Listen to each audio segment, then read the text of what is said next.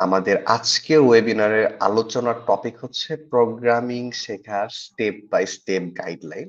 অত্যন্ত গুরুত্বপূর্ণ একটা আলোচনা এবং এটা এমন একটা টপিক যে টপিকের আলোচনা বা যে টপিক নিয়ে জানার দরকার যে আপনার আছে এই ব্যাপারটাই হয়তো আপনি জানেন না। আমাদের আজকের ওয়েবিনারে যদি আপনারা জয়েন করেন তাহলে আমার মনে হয় এর গুরুত্বটা আপনারা বুঝতে পারবেন এবং তার আগে আমরা আরেকটা ব্যাপার করার চেষ্টা করি পুরো আমাদের আলোচনা জুড়ে, সেটা হচ্ছে আমরা কোথা থেকে কে জয়েন করতেছি তার আমাদের লাইভে বা আমাদের ওয়েবিনারে যুক্ত হওয়ার প্রথমেই আপনাদের কাজ হচ্ছে কোথা থেকে কে জয়েন করতেছি। আহ আজকে লাইভ ক্লাসে আপনারা যারাই জয়েন করতেছেন আপনারা বলে দেবেন আপনি কই থেকে জয়েন করতেছেন, লোকেশনটা বলে দেবেন, তাতে করে আমরা ছোট্ট একটা সার্ভে করতে পারবো যে আসলে আমাদের ইন্টেলেকচুয়াল পিপলরা কোন জায়গায় থেকে আসতেছে। আচ্ছা, ওকে। ওকে, অলরেডি অনেক কমেন্ট চলে আসছে। ওকে, মাহফুজ মাহফুজ সিয়াম, ওয়ালাইকুম আসসালাম। আচ্ছা, ওকে ভাই, ঠিক আছে। আমরা তাহলে যেহেতু আমরা অলরেডি জয়েন করা শুরু করছি, আমি মাঝে মধ্যে আপনাদের একটু রিমাইন্ডার দেবো যে আসলে কারা কই থেকে জয়েন করতেছেন। জুয়েল রানা সিলেট থেকে, ব্রাহ্মণবাড়িয়া থেকে সিয়াম আহমেদ, কানাডা থেকে রাকিব আহমেদ, আমাদের প্রবাসী বন্ধুরাও, প্রবাসী লার্নাররাও আমাদের আজকে লাইভ ক্লাসে যুক্ত হয়েছে। আচ্ছা, ঠিক আছে, তাহলে আমরা আমাদের মেইন আলোচনায় আগায় যেতে পারি, আপনারা অলরেডি চলে আসছেন। ওকে, আমাদের আজকের আলোচনার টপিক হচ্ছে প্রোগ্রামিং শেখার step by step guideline. Programming কিভাবে স্টেপ বাই স্টেপ শিখবো। তো আমি প্রথমে বলতেছিলাম যে এটা এমন একটা টপিক যে টপিক নিয়ে আলোচনাটা খুব জরুরি এবং আমাদের যে এই টপিক নিয়ে আলোচনা জরুরি বা জানতে হবে এই ব্যাপারটাই আমরা জানি না। তার কারণটা হচ্ছে এখনকার সময় এসে আমাদের মডার্ন টাইম এসে প্রোগ্রামিং এমন একটা ব্যাপার দাঁড়ায় গেছে যে আমরা যারাই কাজ করি আহ, আমাদের কাজের সেক্টর আলাদা, বিভিন্ন জায়গায় কাজ করি আমরা আমরা সবাই কাজের ক্ষেত্রে কম্পিউটার আমাদের ব্যবহার করতে হয়। কম্পিউটার যেহেতু ব্যবহার করতে হয় সুতরাং আমরা প্রত্যেকেই প্রোগ্রামিং ব্যবহার করে আমরা আমাদের কাজের ফ্লোটাকে অটোমেট করতে পারি। আমরা আমাদের ছোটখাটো কাজের জন্য ছোট ছোট সফটওয়্যার তৈরি করে নিতে পারি এবং বিভিন্ন ক্ষেত্রে এর প্রয়োগটা ব্রড এবং এই প্রয়োগটা ব্রড, এই ব্যাপার স্যাপারগুলো আমরা আমাদের আজকের পুরো লাইভ ক্লাস জুড়ে আলোচনা করব। তো পুরো লাইভ জুড়ে আমাদের সাথে থাকেন তাহলে আপনারা বুঝতে পারবেন যে এই ব্যাপারটা কেন ইম্পর্টেন্ট। আচ্ছা, তো টপিকটা আরেকবার রিমাইন্ডার দিই আপনাদের। আজকের আলোচনার টপিক হচ্ছে প্রোগ্রামিং শেখা স্টেপ বাই স্টেপ গাইডলাইন এবং আমরা আজকের লাইভ ক্লাসটা একটু ইন্টারেক্টিভ করার চেষ্টা করি। আমরা স্লাইডের উপর খুব বেশি ফোকাস করব না, তারপরেও কনভেনশনের জন্য স্লাইডটা আমরা রাখছি। আমরা মূলত ব্যাপারটা ইন্টারেক্টিভ করার চেষ্টা করব এবং আমরা যখন আলোচনা করব, আমি যখন আলোচনা করতেছি মিনওয়াইল আপনারা ইন্টারাপ্ট করতে পারেন, আপনারা কমেন্ট সেকশনে আপনাদের প্রশ্ন জানাইতে পারেন, জিজ্ঞাসা করতে পারেন। আমি তাতে করে হবে কি আমাদের আলোচনাটা ফ্রুটফুল হবে। আপনাদের সাথে ইন্টারাকশন যদি আমরা আমরা করতে পারি তাহলে আমরা আমাদের আলোচনাটাকে ফ্রুটফুল করতে পারবো। তো আমাদের আজকে লাইভ ক্লাস থেকে আমরা কেমন ব্যাপার স্যাপার কি ব্যাপার স্যাপার শিখতে পারতেছি পুরোটা ডিপেন্ড করতেছে আপনাদের উপর। আসলে আমরা একটু ইন্টারাকশন করার চেষ্টা করি। ঠিক আছে, তাহলে আমরা আমাদের মেইন আলোচনায় চলে যাই। কনভেনশন হিসেবে যেহেতু স্লাইড রাখা লাগে আমরা স্লাইডে চলে যাইতেছি। স্লাইডটা সামনে থাকবে, মূলত আমরা ইন্টারাকশন করব, আপনারা প্রশ্ন করবেন সেই প্রশ্নগুলো আনসার দেব। আচ্ছা, গাজী সিয়াম এইচএসসি 26, ও আচ্ছা, চট্টগ্রাম থেকে ফাহমিদা তাহসিন। আচ্ছা, ওকে, ঠিক আছে, ওকে, ঠিক আছে, তাহলে আমাদের আলোচনার টপিক হচ্ছে প্রোগ্রামিং জিনিসটা কি। আমরা এই যুগে বসবাস করি, অন্ততপক্ষে এইটা আমাদের কাছে ক্লিয়ার যে প্রোগ্রামিং জিনিসটা কি। যদি ক্লিয়ার না হয়, যাদের কাছে ক্লিয়ার না, আমরা ছোট্ট করে সময় নষ্ট না করে একটা ব্রিফ দিয়ে দিই প্রোগ্রামিং ব্যাপারটা কি। তো প্রোগ্রামিং হচ্ছে একটা সেট অফ ইনস্ট্রাকশন যা দিয়ে আমরা আমাদের কম্পিউটারকে বিভিন্ন কাজের নির্দেশ বা কমান্ড দিতে পারি। Academic definition. আমরা যদি এক্সাম্পল দেখি বা এক্সাম্পল দিয়ে বোঝার চেষ্টা করি তাহলে আমরা বুঝতে পারবো যে প্রোগ্রামিং জিনিসটা কি। এসে দেখেন আমরা আমাদের লাইভ ক্লাসে আপনারা জয়েন করছেন, আমরা আমাদের লাইভ ক্লাসটা ব্রডকাস্ট করতেছি ফেসবুক বা ইউটিউবে। এই পুরো ব্যাপারে প্রত্যেকটা স্টেপের মধ্যে কিন্তু আমরা আহ, বিভিন্ন ধরনের সফটওয়্যার ব্যবহার করতেছি। গুগল ড্রাইভ, গুগল স্লাইড একটা সফটওয়্যার। আমরা ফেসবুক বা ইউটিউব দিয়ে লাইভ শেয়ার ব্রডকাস্ট করতেছি, তাদের একটা সফটওয়্যার আছে। এবং আপনি আপনার ফোন থেকে ব্যাপারটা দেখতেছেন অথবা ল্যাপটপ অথবা ডেস্কটপ থেকে এই ব্যাপারটা দেখতেছেন, স্ট্রিমটা দেখতেছেন, আপনার সেখানেও ডিকোডার একটা সফটওয়্যার আছে। এবং শুধুমাত্র আমাদের একটা ভুল ধারণা হচ্ছে শুধুমাত্র মোবাইল ফোন এবং আমাদের কম্পিউটার বা ল্যাপটপের জন্যই আমরা সফটওয়্যার ব্যবহার করি। অন্য কোনো কাজে আমাদের সফটওয়্যার ব্যবহার করা হয় না। আসলে আপনার হাতের যে হাত ঘড়িটা আছে, আপনার বাসায় যে ওয়াইফাই রাউটারটা আছে, যে রাউটার দিয়ে আপনি ইন্টারনেটে কানেক্টেড, আপনার বাসায় যে মাইক্রোওয়েভ ওভেনটা আছে, এই প্রত্যেকটা ইলেকট্রনিক ডিভাইসের মধ্যে সফটওয়্যার আছে এবং এই সফটওয়্যার গুলোই তৈরি করা হয় প্রোগ্রামিং করে। এটাই হচ্ছে প্রোগ্রামিং এর ডেফিনিশন। প্রোগ্রামিং দিয়ে আমরা সফটওয়্যার তৈরি করি এবং এই সফটওয়্যার গুলো আমাদের দৈনন্দিন জীবনের প্রত্যেকটা ডিভাইসের মধ্যে আছে। আর প্রোগ্রামিং শেখা আমাদের জন্য জরুরি কেন? আমরা যে নেসেসারিলি সফটওয়্যার তৈরি করতে পারবো বা অ্যাপ্লিকেশন বা অ্যাপ তৈরি করতে পারবো এই জন্যই যে প্রোগ্রামিং শিখবো, এটাই শুধুমাত্র প্রোগ্রামিং এর প্রয়োগ ক্ষেত্র না। আমাদের ডেইলি লাইফের ছোটখাটো নিজেদের প্রত্যেক দিনের বোরিং কাজ অটোমেশন থেকে শুরু করে আমাদের প্রত্যেক দিনের মূলত আমরা ডাটা নিয়ে কাজ করি। আমরা সবাই ডাটা নিয়ে কাজ করি। যে সেক্টরে থাকি, ডাটা এনালাইসিস থেকে শুরু করে সব ধরনের কাজে প্রোগ্রামিং আমাদের হেল্পফুল হতে পারে। তো কিভাবে হেল্পফুল হতে পারে? এটা নিয়ে আমরা পরবর্তীতে আলোচনা করতেছি, আসতেছি আমরা। আচ্ছা, ওকে। আমরা যদি কমেন্ট সেকশনে দেখি, আ মফিজউদ্দিন সাহেব প্রশ্ন করেছে, পাইথন ভালো নাকি সি প্লাস প্লাস ভালো? ওকে, আচ্ছা, আমরা ভালো খারাপের প্রশ্নে না যাই। আমরা আমাদের আজকের আলোচনায় আমরা আমাদের নিড গুলা, আমরা কি করতে চাই এই ব্যাপার-স্যাপার গুলো স্পেসিফাই করব এবং আমরা এমন একটা গাইডলাইন পাবো যেখান থেকে আপনি নিজেই ডিসিশনটা নিতে পারবেন যে প্রোগ্রামিং ল্যাঙ্গুয়েজ হিসেবে পাইথন ভালো নাকি সি প্লাস প্লাস ভালো। এবং আপনার ক্ষেত্রে, আপনার নিজের কাজের ক্ষেত্রে যে অ্যাপ্লিকেশন প্রয়োগ ক্ষেত্রগুলো আছে সেই ক্ষেত্রে আপনি কোন ল্যাঙ্গুয়েজটা শিখবেন। আচ্ছা, ঠিক আছে। তাহলে আমরা বুঝলাম প্রোগ্রামিং জিনিসটা কি। আচ্ছা, এবার একটু আসেন যে আসলে প্রোগ্রামিং শিখে আমরা কি করতে পারবো? প্রোগ্রামিং শিখে আমি যে একটু আগে বললাম যে আমাদের সবার প্রোগ্রামিং জানা জরুরি। শুধু সফটওয়্যার তৈরি করার জন্য, অ্যাপ তৈরি করার জন্য, ওয়েব অ্যাপ বা মোবাইল অ্যাপ্লিকেশন তৈরি করার জন্য এই যে প্রোগ্রামিং নেসেসারি না, অন্যান্য কাজেও যে লাগে, এই ব্যাপারটা একটু দেখে নেওয়া যাক। দেখেন, প্রথমত এটা তো আমরা সবাই জানি যে প্রোগ্রামিং শিখে আপনি ফুল টাইম ডেভেলপার বা সফটওয়্যার ইঞ্জিনিয়ার হইতে পারবেন। এবং আমাদের এখনকার দুনিয়ায় নতুন একটা ট্রেন্ড শুরু হয়েছে। সেটা হইতেছে আপনি যদি সফটওয়্যার ডেভেলপার বা সফটওয়্যার ইঞ্জিনিয়ার হইতে চান, আমাদের দেশের ছোটখাটো কোম্পানি থেকে শুরু করে ইন্টারন্যাশনাল যে কোম্পানিগুলো আছে এবং ফ্যাং টাইপের যে কোম্পানিগুলো আছে, এগুলো এখন আর আপনাকে আস্ক করে না যে আপনার কম্পিউটার সায়েন্সের কোনো ডিগ্রি আছে কিনা। এবং এই ব্যাপার-স্যাপারগুলো আমাদের কাছে এত এভেইলেবল হয়ে গেছে, সোর্স ম্যাটেরিয়াল বলেন, লার্নিং ম্যাটেরিয়াল বলেন, যে শুধুমাত্র কম্পিউটার সায়েন্সে পড়াশোনা করে যে আপনি সফটওয়্যার ইঞ্জিনিয়ার হবেন ব্যাপারগুলো এমন নয়। এখন অনেক সফটওয়্যার ইঞ্জিনিয়ার বা সফটওয়্যার ডেভেলপাররা বিভিন্ন সাবজেক্ট, বিভিন্ন স্টাডি ব্যাকগ্রাউন্ড থেকে আসতেছেন, আইসা তারা ফুল টাইম ডেভেলপার বা সফটওয়্যার ইঞ্জিনিয়ার হিসেবে অনেক বড় বড় কোম্পানিতে জব করতেছেন এবং তারা এখন জিজ্ঞাসাও করে না যে আপনার কম্পিউটার সায়েন্সের ডিগ্রি আছে কিনা, সার্টিফিকেট আছে কিনা। তারা জাস্ট দেখে যে আপনাকে যে কাজ করতে হবে এই কাজটা আপনি করতে পারেন কিনা। আচ্ছা, গোপালগঞ্জ থেকে নুসরাত জয়েন করেছে। ওকে। আমাদের এখানে অনেক আমাদের ইয়াং লার্নাররাও আছেন যারা এইচএসসি 26 2026 ব্যাচের। ওকে। আচ্ছা, 2026 ব্যাচের অনেকে আছে। আচ্ছা, চট্টগ্রাম থেকে জয়েন করছে। সি শার্প এর কাজ কি? আচ্ছা, জুবায়ের আহমেদ জিজ্ঞেস করছেন যে সি শার্প এর কাজ কি? আচ্ছা, আমি একটু আগে বললাম যে আমরা প্রয়োগ ক্ষেত্রগুলো দেখব। প্রয়োগ ক্ষেত্রগুলো থেকে আপনি ডিসিশন নিতে পারবেন যে আপনার প্রয়োগ ক্ষেত্রগুলার জন্য আপনি কোন ল্যাঙ্গুয়েজটা শিখবেন, কোন ল্যাঙ্গুয়েজ শিখলে আপনি আপনার বা নেসেসিটির যে ডোমেইনটা আছে এই ডোমেইনে ভালোভাবে এই ল্যাঙ্গুয়েজটা এপ্লাই করে ফুল বেনিফিট পাইতে পারেন। আচ্ছা, ঠিক আছে। আ সিয়াম আহমেদ প্রশ্ন করছে যে ডাটা সায়েন্স এর জন্য কি পাইথন ভালো নাকি আর ভালো? ওকে, ঠিক আছে। এই আলোচনাতেও আমরা আসবো। ডাটা সায়েন্স এর জন্য পাইথন ভালো নাকি আর ভালো? দুটাই ভালো। তবে আর এর চাইতে পাইথনের স্টাডি ম্যাটেরিয়াল অনেক বেশি এভেইলেবল এবং আর এর চাইতে পাইথন ব্রডলি ব্যবহার করা হয়। ওকে, ঠিক আছে। আচ্ছা, আমরা ছিলাম সফটওয়্যার ইঞ্জিনিয়ার জবের জন্য। তো সফটওয়্যার ইঞ্জিনিয়ার হওয়ার জন্য এখন ডিগ্রি নেসেসারি না। এটা আমরা জানি। এখন আপনাকে যে সফটওয়্যার ইঞ্জিনিয়ারই হইতে হবে ফুল টাইম, এটারও কোনো নেসেসিটি না। আপনি চাইলে ফ্রিল্যান্সিং বা আউটসোর্সিং এর কাজ করতে পারেন।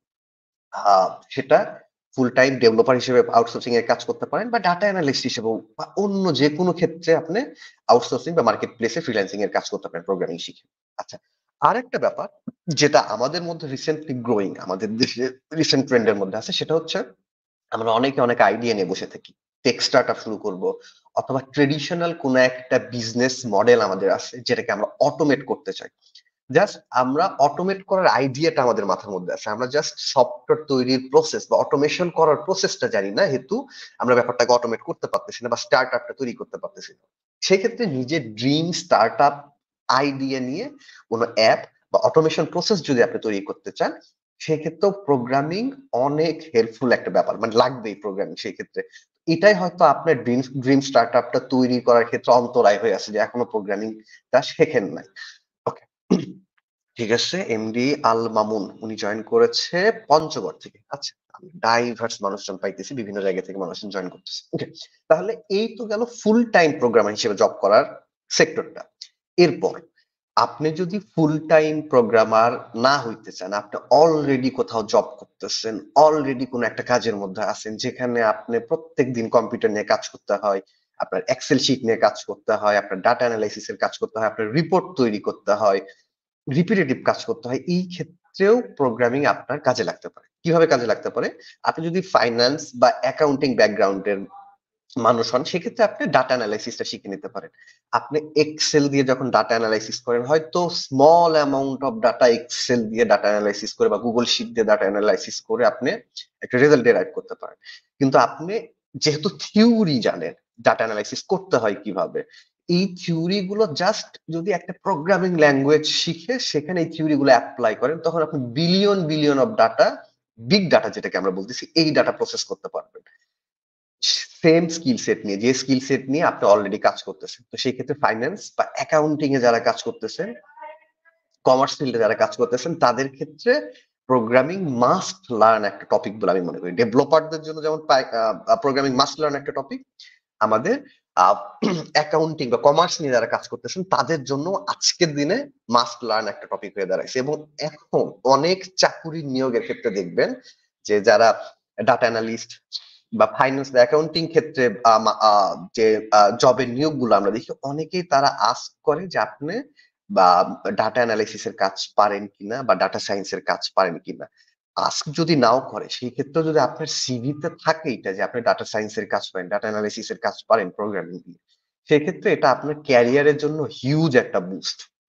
হায়ারিং চান্স আপনার অনেক বেশি বেড়ে যাবে। আচ্ছা, এরপরের যে ব্যাপারটা হতে পারে, আপনি মার্কেটিং এ কাজ করতেছেন। আপনি একটা ফানেল বা পাইপলাইন এ কাজ করতেছেন, কনটেন্ট ক্রিয়েট করতেছেন। এখন প্রত্যেকদিন হয়তো রিপিটেটিভ একটা ওয়েতে কাজ করতেছেন। আপনার ফানেল থেকে প্রত্যেকদিন প্রত্যেকটা স্টেপে ডাটা কালেকশনটা হাতে করতে হইতেছে। তো এই রিপিটেটিভ কাজটা প্রোগ্রামিং জানা থাকলে আপনি অটোমেট করতে পারবেন। এই অটোমেশন দিয়ে করতে পারবেন কি, প্রত্যেকদিন যে রিপিটেটিভ কাজ, বসে বসে বোরিং টাস্ক গুলো করতে হচ্ছে, প্রসেস তো আপনি জানেন, অলরেডি জানা প্রসেসটা যে কোনো প্রোগ্রামিং ল্যাঙ্গুয়েজ দিয়ে যদি অটোমেট করে ফেলেন, প্রত্যেক দিনের 4-5 ঘন্টা 6 ঘন্টার কাজ হয়তো 15 মিনিটে করে ফেলতে পারবেন আপনি। তো সেই ক্ষেত্রে মার্কেটিং এ মার্কেটিং এ যদি আপনি থাকেন, সেক্ষেত্রে ফানেল এবং পাইপলাইন এই ব্যাপার স্যাপারগুলো অটোমেট করতে পারবেন আপনি প্রোগ্রামিং ল্যাঙ্গুয়েজ দিয়ে। আবার আমরা যদি টোটালি ইররিলেভেন্ট একটা ফিল্ড ধরি যেখানকার মানুষজনের প্রোগ্রামিং শেখার প্রয়োজন সাধারণত পড়ে না, সাপোজ জার্নালিজম ফিল্ডটা ধরলাম আমরা। তো আপনাকে রিপোর্ট তৈরি করতে হয়, এই রিপোর্ট তৈরির ক্ষেত্রে ডাটা কিন্তু অনেক গুরুত্বপূর্ণ একটা ভূমিকা পালন করে। আপনি কিন্তু ওয়েব স্ক্র্যাপিং করে বিভিন্ন ওয়েবসাইট থেকে নিউজ রিপোর্ট বা ডাটা কালেক্ট করে সেগুলোর উপর অ্যানালাইসিস করে একটা রিপোর্ট তৈরি করতে পারেন, যে রিপোর্ট গুলোর অ্যাকুরেসি বাড়বে। এবং এই রিপোর্ট অ্যাকুরেসি আপনার জার্নালিজম যারা করতেছেন অলরেডি তারা জানেন যে রিপোর্টের বেশি amount of data, huge amount of data থেকে যখন আপনারা একটা প্রিডিকশন দাঁড় করান, তখন তার স্ট্রেংথটা কত বেড়ে যায়। তো সেই ক্ষেত্রে দেখেন, জার্নালিজম যাদের প্রোগ্রামিং শেখার প্রয়োজন পড়ে না, কিন্তু আপনার যদি প্রোগ্রামিং জানা থাকে, সেই ক্ষেত্রে আপনি আপনার কাজের অ্যাকুরেসি, আপনার কাজের এফিসিয়েন্সি কিভাবে বাড়াই ফেলতে পারতেছেন। তো এটাই হইতেছে, আপনি যদি নন প্রোগ্রামার টাইপের জব করেন, নন ডেভেলপমেন্ট টাইপের জব করেন, সেই ক্ষেত্রেও আমরা পাইথন ব্যবহার করে আমাদের ওয়ার্ক ফ্লো অটোমেট করতে পারি, আমাদের লাইফটা ইজি করে ফেলতে পারি। ওকে, তো এটাই হইতেছে প্রোগ্রামিং এর প্রয়োগ ক্ষেত্র। আপনি ফুল টাইম ডেভেলপার হতে পারেন, আপনি আপনার ডেইলি লাইফটাকেও ইজি করে ফেলতে পারেন। ওকে, আচ্ছা, কুমিল্লা থেকে জয়েন করেছে মিনহাজ কিম। ওকে, ঠিক আছে, আমাদের অনেক মানুষজন চলে আসছে। আচ্ছা, ঠিক আছে। এখন প্রোগ্রামিং ল্যাঙ্গুয়েজ শেখার গুরুত্ব তো বুঝে ফেলেছেন যে প্রোগ্রামিং ল্যাঙ্গুয়েজ কেন শিখতে হবে এবং কি কি ভাবে আপনাকে হেল্প করতে হবে আপনার ডেইলি টাস্কে, বা প্রত্যেকদিন যে কাজটা করেন, লাইভলিহুডের জন্য যে কাজটা করেন, সেই কাজগুলো কেমনে ইজি করতে পারে প্রোগ্রামিং দিয়ে। এখন প্রশ্ন আসতেছে কোন ল্যাঙ্গুয়েজ দিয়ে শুরু করবেন। এখন দেখেন আমরা আজকে সর্ট অফ একটা ডিসিশন ডেরাইভ করব যে আমাদের জন্য জেনারেল পারপোজ কোন ল্যাঙ্গুয়েজটা হেল্পফুল হবে, এবং তার সাথে কিছু ম্যাট্রিক্স দিয়ে দেবো। আমরা কিছু ম্যাট্রিক্স নিয়ে আলোচনা করব, যে ম্যাট্রিক্স এর উপর ডিপেন্ড করে আপনি ডিসিশন নিতে পারবেন যে আপনার জন্য কোন ল্যাঙ্গুয়েজটা শেখা হেল্পফুল হবে। আচ্ছা, ওকে। তাহলে প্রোগ্রামিং ল্যাঙ্গুয়েজ শেখার জন্য যেটা দিয়ে আপনি শুরু করবেন, অর্থাৎ দ্বিতীয় প্রোগ্রামিং ল্যাঙ্গুয়েজ, আপনি আপনার প্রথম প্রোগ্রামিং ল্যাঙ্গুয়েজ হিসেবে একটা ল্যাঙ্গুয়েজ শিখতে চাইতেছেন, সেই ল্যাঙ্গুয়েজ শেখার জন্য সেই ল্যাঙ্গুয়েজে কিছু বৈশিষ্ট্য থাকা জরুরি। যেমন প্রথম কথা হচ্ছে, একটা সময় ছিল যখন প্রোগ্রামিং অনেক হার্ড ছিল, যখন কম্পিউটারের ইন্টারনাল আর্কিটেকচার বুঝতে হইতো, যে র্যাম কিভাবে কাজ করতেছে, প্রসেসর কিভাবে কাজ করতেছে, প্রসেসর রেজিস্টার কিভাবে কাজ করতেছে, এই ব্যাপারে নলেজ থাকতো। কিন্তু এখন আমাদের প্রোগ্রামিং ল্যাঙ্গুয়েজ গুলো এমন একটা অবস্থায় এসে দাঁড়াইছে যে এই ল্যাঙ্গুয়েজ গুলো অনেক ইজি, আর আমাদের মেমোরি ম্যানেজমেন্ট বা ওই কম্পিউটার আর্কিটেকচার সম্পর্কে নলেজ লাগে না। এই নলেজ গুলো ছাড়াই আমরা প্রোগ্রামিং ল্যাঙ্গুয়েজ শিখতে পারি। তো এই প্রোগ্রামিং ল্যাঙ্গুয়েজ গুলো যে ইজি, মডার্ন প্রোগ্রামিং ল্যাঙ্গুয়েজ গুলো যে ইজি, এর মধ্যেও আবার ম্যাট্রিক্স আছে। কোনো ল্যাঙ্গুয়েজ শিখতে অনেক বেশি সহজ, কোনোটা একটু তুলনামূলক কঠিন। তো সেই ক্ষেত্রে প্রথম ল্যাঙ্গুয়েজ হিসেবে যে ল্যাঙ্গুয়েজটা শিখবেন, সেটার প্রথম বৈশিষ্ট্য থাকতে হবে যেটা, সেটা হচ্ছে শিখতে সবচেয়ে কম সময় লাগতে হবে এমন একটা ল্যাঙ্গুয়েজ হতে হবে। লার্নিং কার্ভটা অনেক ছোট হইতে হবে। লার্নিং কার্ভটা স্টিপ হইলে হবে না, যে শিখতে অনেক বেশি এফোর্ট দিতে দিতে হইতেছে। এমন ল্যাঙ্গুয়েজ প্রথম ল্যাঙ্গুয়েজ হিসেবে পিক করা উচিত না। আচ্ছা, এটা গেল প্রথম ম্যাট্রিক্স। দ্বিতীয় ম্যাট্রিক্স হইতেছে এমন একটা ল্যাঙ্গুয়েজ শিখতে হবে যে ল্যাঙ্গুয়েজ দিয়ে মোটামুটি সব ধরনের কাজ করা যায়। কিছু ল্যাঙ্গুয়েজ আছে, মডার্ন ল্যাঙ্গুয়েজ আছে, যেগুলো খুব স্পেসিফিক কাজ করা যায়। যেমন একটা ল্যাঙ্গুয়েজ শিখলেন যেটাতে শুধুমাত্র অ্যান্ড্রয়েড অ্যাপ ডেভেলপ করা যাইতেছে, একটা ল্যাঙ্গুয়েজ শিখলেন যেটাতে আইওএস অ্যাপ ডেভেলপ করা যাইতেছে, একটা দিয়ে ওয়েব ডেভেলপমেন্ট করা যাইতেছে।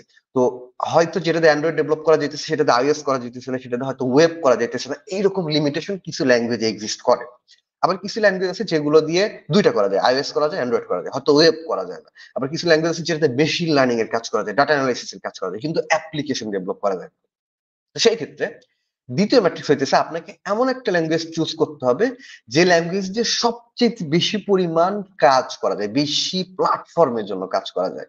যেমন ওয়েবের জন্য অ্যাপ্লিকেশন তৈরি করা যায়, ডেস্কটপের জন্য অ্যাপ্লিকেশন তৈরি করা যায়, মোবাইল অ্যাপ বানানো যায়, ডাটা সায়েন্সের কাজ করা যায়, মেশিন লার্নিং করা যায়। এই টাইপের একটা অ্যাপ্লিকেশন তৈরি করতে হবে, এই টাইপের একটা ল্যাঙ্গুয়েজ আপনাকে শিখতে হবে, যে ল্যাঙ্গুয়েজ দিয়ে বিভিন্ন ধরনের কাজ করা যায়, ডোমেইনটা বড়, এরকম একটা ল্যাঙ্গুয়েজ আপনাকে পিক করতে হবে। এটা হইতেছে দ্বিতীয় ম্যাট্রিক্স। আর তৃতীয় ম্যাট্রিক্স হইতেছে ল্যাঙ্গুয়েজটা শিখতে কম সময় লাগতে হবে, এটা কিন্তু একটা আলাদা ম্যাট্রিক্স। আর একটা ব্যাপার হইতেছে ল্যাঙ্গুয়েজটা শর্ট হইতে হবে, অর্থাৎ প্রচুর পরিমাণ কোড করা লাগছে অল্প একটু কাজ করার জন্য।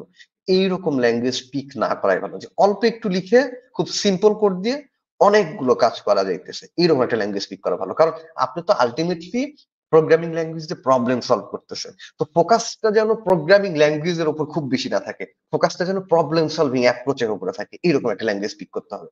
তাহলে আমরা তিনটা ম্যাট্রিক্স ডিসাইড করছি, এই তিনটা ম্যাট্রিক্স দিয়ে আপনি ডিসিশন নিতে পারবেন যে আপনার প্রথম ল্যাঙ্গুয়েজ যদি শিখতে যান, কোন ল্যাঙ্গুয়েজটা শেখা উচিত আপনার। প্রথম ম্যাট্রিক্স হইতেছে শিখতে সবচেয়ে কম সময় লাগতে হবে।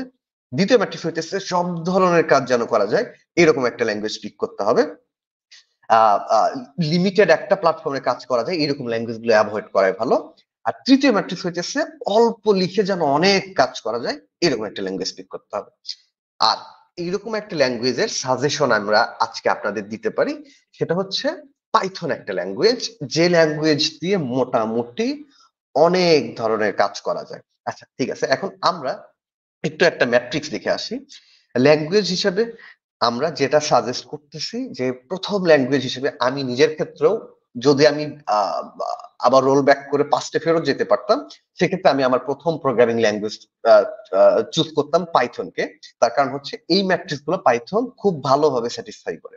আচ্ছা, এখন এই ম্যাট্রিক্স গুলো যখন পাইথন খুব ভালোভাবে স্যাটিসফাই করে, তার ছাড়াও আমি এখন টেক ইন্ডাস্ট্রিতে আছি, আমি আমার ডেইলি কাজ অটোমেট করলাম, কিন্তু সোলোলি যেহেতু আমার রুটি রুজি চলে প্রোগ্রামিং করে বা অ্যাপ্লিকেশন ডেভেলপ করে, সেই ক্ষেত্রে অনেক বড় একটা ম্যাট্রিক্স হচ্ছে বাজারে পাইথনের স্যালারি কেমন, ডিমান্ড কেমন, এটা কিন্তু অনেক বড় একটা ম্যাট্রিক্স। তো এখানে একটা স্ট্যাটিস্টিক আমরা দেখতে পাচ্ছি, একটা রিমোট জব প্ল্যাটফর্মের স্ট্যাটিস্টিক, তারা এই স্ট্যাটিস্টিকটা কালেক্ট করেছে, সেটা হচ্ছে ইনডিড.কম। এবং এখানে দেখেন 2017, 18, 19, 20 সালের একটা স্ট্যাটিস্টিক দেখানো হয়েছে এবং এখানে 2020 সালে অর্থাৎ সর্বশেষ যে স্ট্যাটিস্টিক তারা কালেক্ট করছে সেখানে ওয়ার্ল্ড ওয়াইড পাইথনের ডেভেলপার যারা আছে, যারা পাইথন দিয়ে প্রোগ্রামিং করেন, তাদের পেই রেঞ্জটা, তাদের ফেয়ার যেটা আছে, এটা অন্যান্য ল্যাঙ্গুয়েজের চাইতে সবচেয়ে আগায়া। 2017-18 সালে জাভাস্ক্রিপ্ট এইগুলোর একটা বড় ব্লুম আমরা দেখছি এবং তখনও পাইথন রাইজ করতেছিল এবং সর্বশেষ সময়ে এসে পাইথনটা এই চার্টের টপ চার্টে আছে, অর্থাৎ পে স্কেলের দিক থেকে এবং জব অ্যাভেলেবিলিটির দিক থেকে পাইথন এখনো নাম্বার 1 পজিশনে আছে। সেই ক্ষেত্রে যেহেতু আমি সব কাজ করার জন্য পাইথন ব্যবহার করতে পারতেছি এবং আমি আমার ক্যারিয়ারটাও বিল্ড আপ করতে পারতেছি, হাই পেইড জব এবং মার্কেটে এই জবের ডিমান্ড আছে এরকম একটা সেক্টর খুঁজে পাইতেছি পাইথন ব্যবহার করে, সেই ক্ষেত্রে আমরা পাইথনটা চুজ করতে পারি। আচ্ছা, এখন দ্বিতীয় যে রিকোয়ারমেন্টটা আছে সেটা হইতেছে পাইথন এমন একটা ল্যাঙ্গুয়েজ, সেটা হচ্ছে নিয়ার ইংলিশ টাইপের একটা ল্যাঙ্গুয়েজ, অর্থাৎ ল্যাঙ্গুয়েজ গুলোকে আমরা বিভিন্ন শ্রেণীতে ভাগ করতে পারি, low level language, high level language. এই low level high level define হয় কিভাবে? ল্যাঙ্গুয়েজটা যত হাই লেভেল ল্যাঙ্গুয়েজ তত এটা ন্যাচারাল ল্যাঙ্গুয়েজের মতো, যে ল্যাঙ্গুয়েজে আমরা কথা বলি প্রত্যেকদিন এই ল্যাঙ্গুয়েজের মতো। তো সবচেয়ে হাইয়েস্ট লেভেলের ল্যাঙ্গুয়েজ বলা হয় এখন পাইথনকে, কারণ এতে স্পেশালাইজ সেন্টেক্স এর পরিমাণ খুবই কম এবং এর সেন্টেক্স গুলো মোটামুটি ইংলিশের মতো। তাহলে সেই ক্ষেত্রে আমাদের আরেকটা ম্যাট্রিক্স এর রিকোয়ারমেন্ট পাইথন দিয়ে পূরণ হইলো, সেটা হচ্ছে এই ল্যাঙ্গুয়েজটা শিখতে সবচাইতে কম সময় লাগবে এবং এই ল্যাঙ্গুয়েজটা লিখতে গেলে সবচাইতে কম হ্যাসেল হবে। এই ফুল রিকোয়ারমেন্টটা আমাদের পাইথন ফুলফিল করতেছে। ওকে, এখন পাইথনের সিম্পলিসিটি যদি আমরা দেখতে চাই, যে অন্য ল্যাঙ্গুয়েজ গুলো হাই লেভেল ল্যাঙ্গুয়েজ, এই ল্যাঙ্গুয়েজ গুলোর কম্প্যারিজনে পাইথন কতটা সিম্পল, এবং আমাদের আরেকটা ম্যাট্রিক্স ছিল যে কত অল্প কোড করে কত বেশি কাজ করা যায়, এই রিকোয়ারমেন্টটা পাইথন স্যাটিসফাই করে কেমন। আমরা ছোট্ট একটা এক্সাম্পল দেখি। দেখেন, এখানে আমাদের 3টা কোড স্নিপিট আছে, একটা সি তে লেখা কোড স্নিপিট, একটা জাভাতে লেখা কোড স্নিপিট এবং একটা পাইথনে লেখা কোড স্নিপিট। এখন এই 3টা কোড স্নিপেট দিয়ে আমরা একই কাজ করছি। আমরা যখন নতুন প্রোগ্রামিং শিখতে যাই, প্রথমে একটা ল্যাঙ্গুয়েজ শিখতে যাই, আমাদের একটা রিচুয়াল পালন করতে হয়, সেটা হইতেছে কম্পিউটার স্ক্রিনের মধ্যে হ্যালো ওয়ার্ল্ড প্রিন্ট করে দেখতে হয় যে আসলে ল্যাঙ্গুয়েজটা কাজ করতেছে কিনা বা আমি এটা রান করতে পারতেছি কিনা। তো এই হ্যালো ওয়ার্ল্ড প্রোগ্রামটা যদি আমরা সিতে দেখি, দেখেন আমাদের 5 লাইন কোড লাগতেছে শুধুমাত্র হ্যালো ওয়ার্ল্ড প্রোগ্রামটা রান করার জন্য। জাভাতে যদি আমরা দেখি একই অবস্থা, 5 লাইন কোড লাগতেছে। জাভা বা সি প্লাস প্লাস বা সি ল্যাঙ্গুয়েজ, যে ল্যাঙ্গুয়েজ হিসেবে খারাপ এটা আমি মোটেও মেনশন করতেছি না, জাস্ট পাইথনের একটা আপার হ্যান্ড আছে যে অনেক অল্প কোড লিখে অনেক কাজ করা যায়। এই ব্যাপারটা আমরা বোঝানোর জন্য এই ব্যাপারটা দেখতেছি। তাহলে জাভাতে আমরা হ্যালো ওয়ার্ল্ড প্রিন্ট করার জন্য 5টা লাইন কোড লিখতেছি এবং পাইথনে দেখেন মাত্র 1 লাইন কোড লিখে আমরা হ্যালো ওয়ার্ল্ড রান করতে পারতেছি। তাহলে সেই ক্ষেত্রে পাইথন এমন একটা ল্যাঙ্গুয়েজ যেটাতে সবচেয়ে কম কোড লিখে সবচেয়ে বেশি কাজ করা যায়। আচ্ছা, ঠিক আছে। সিয়াম আহমেদ সাহেব প্রশ্ন করেছেন, ভাইয়া সি এর সিনট্যাক্স তো এমন না। আচ্ছা, ওকে, আচ্ছা দুঃখিত, এটা সি প্লাস প্লাস হবে। এখানে আমাদের স্লাইডে ছোট্ট একটা টাইপো রয়ে গেছে। আচ্ছা, thank you for mentioning that thing. ধন্যবাদ মেনশন করার জন্য। আচ্ছা, তাহলে এখানে একটু আমরা ফোকাস করি টাইপোটা ইগনোর করে, যে আমাদের সি ল্যাঙ্গুয়েজ সিম্পলিসিটির জন্য যে 5-6 লাইন কোড লাগে জাভা এবং সি প্লাস প্লাস এ কোড করতে, আমাদের পাইথনে সেটা 1 লাইনেই এক্সিকিউট করতে পারতেছি। ওকে, আচ্ছা, তাহলে আরেকটা ম্যাট্রিক্স আমরা চুজ করতেছিলাম, আর সেটা হচ্ছে সবচাইতে বেশি ডমিনে কাজ করা যায় কোন প্রোগ্রামিং ল্যাঙ্গুয়েজ দিয়ে। যেমন দেখেন, আপনি যদি কটলিন শেখেন, কটলিনে বা খুব সহজে অ্যান্ড্রয়েড অ্যাপ্লিকেশন ডেভেলপ করা যায় এবং কটলিনে ওয়েবের সাপোর্টও আছে, খুব বেশি ব্যবহার করা হয় না ওয়েবের জন্য, অ্যান্ড্রয়েডই মোটামুটি করা যায়। আপনি যদি সুইফট শেখেন, সুইফটে আইওএস এর জন্য অ্যাপ্লিকেশন তৈরি করা হয়, ম্যাকের জন্য অ্যাপ্লিকেশন তৈরি করা হয়, কিন্তু উইন্ডোজ বা ওয়েবের জন্য সুইফটে অ্যাপ্লিকেশন তৈরি করা হয় না। তাহলে সেই ক্ষেত্রে পাইথনকে আমরা চুজ করতেছি, বা এমন একটা ম্যাট্রিক্স ছিল যে ম্যাট্রিক্স আমাদের বলতেছিল যে একটা ল্যাঙ্গুয়েজে সবচেয়ে বেশি সংখ্যক কাজ করা যায়, এইরকম একটা ল্যাঙ্গুয়েজ চুজ করার জন্য। তো পাইথন হাইলি ক্রস প্ল্যাটফর্ম একটা ল্যাঙ্গুয়েজ এবং এখানে যে ফ্রেমওয়ার্ক গুলো লেখা আছে সবগুলো মেজর প্ল্যাটফর্মে চলে, উইন্ডোজে চলে। আমাদের পাইথনে যে অ্যাপ ডেভেলপমেন্টের ফ্রেমওয়ার্ক গুলো আছে সেগুলো উইন্ডোজ প্ল্যাটফর্মে চলে, আইওএস প্ল্যাটফর্মে চলে, অ্যান্ড্রয়েডে চলে, ম্যাক ওএসে চলে, লিনাক্সে চলে, সব ধরনের প্ল্যাটফর্মে চলে। তো এই ক্ষেত্রেও পাইথনের অবস্থানটা মোটামুটি অন্য ল্যাঙ্গুয়েজের সাথে টপে, যে এটা দিয়ে মোটামুটি সব প্ল্যাটফর্মের জন্যই অ্যাপ্লিকেশন বলেন, প্রোগ্রাম অটোমেশন বলেন বা সফটওয়্যার বলেন, এটা তৈরি করা যায়। এটা হচ্ছে আমাদের থার্ড ম্যাট্রিক্সটা ছিল, যে সবচেয়ে বেশি ধরনের কাজ করা যায় কোন প্রোগ্রামিং ল্যাঙ্গুয়েজ, এবং নন অ্যাপ্লিকেশন ডেভেলপমেন্ট রিলেটেড যে স্টাফ আছে, প্রোগ্রাম অটোমেশন বা ডাটা অ্যানালাইসিস বা ডাটা সায়েন্সের যে কাজগুলো আছে, মেশিন লার্নিং মডেল ডেভেলপমেন্টের যে কাজগুলো আছে, এগুলো কিন্তু অ্যাপ্লিকেশন ডেভেলপমেন্টের কাজ না। এগুলোর জন্য স্পেশালাইজড ল্যাঙ্গুয়েজ আছে। যেমন হচ্ছে আপনি যদি আর প্রোগ্রামিং ল্যাঙ্গুয়েজ শেখেন।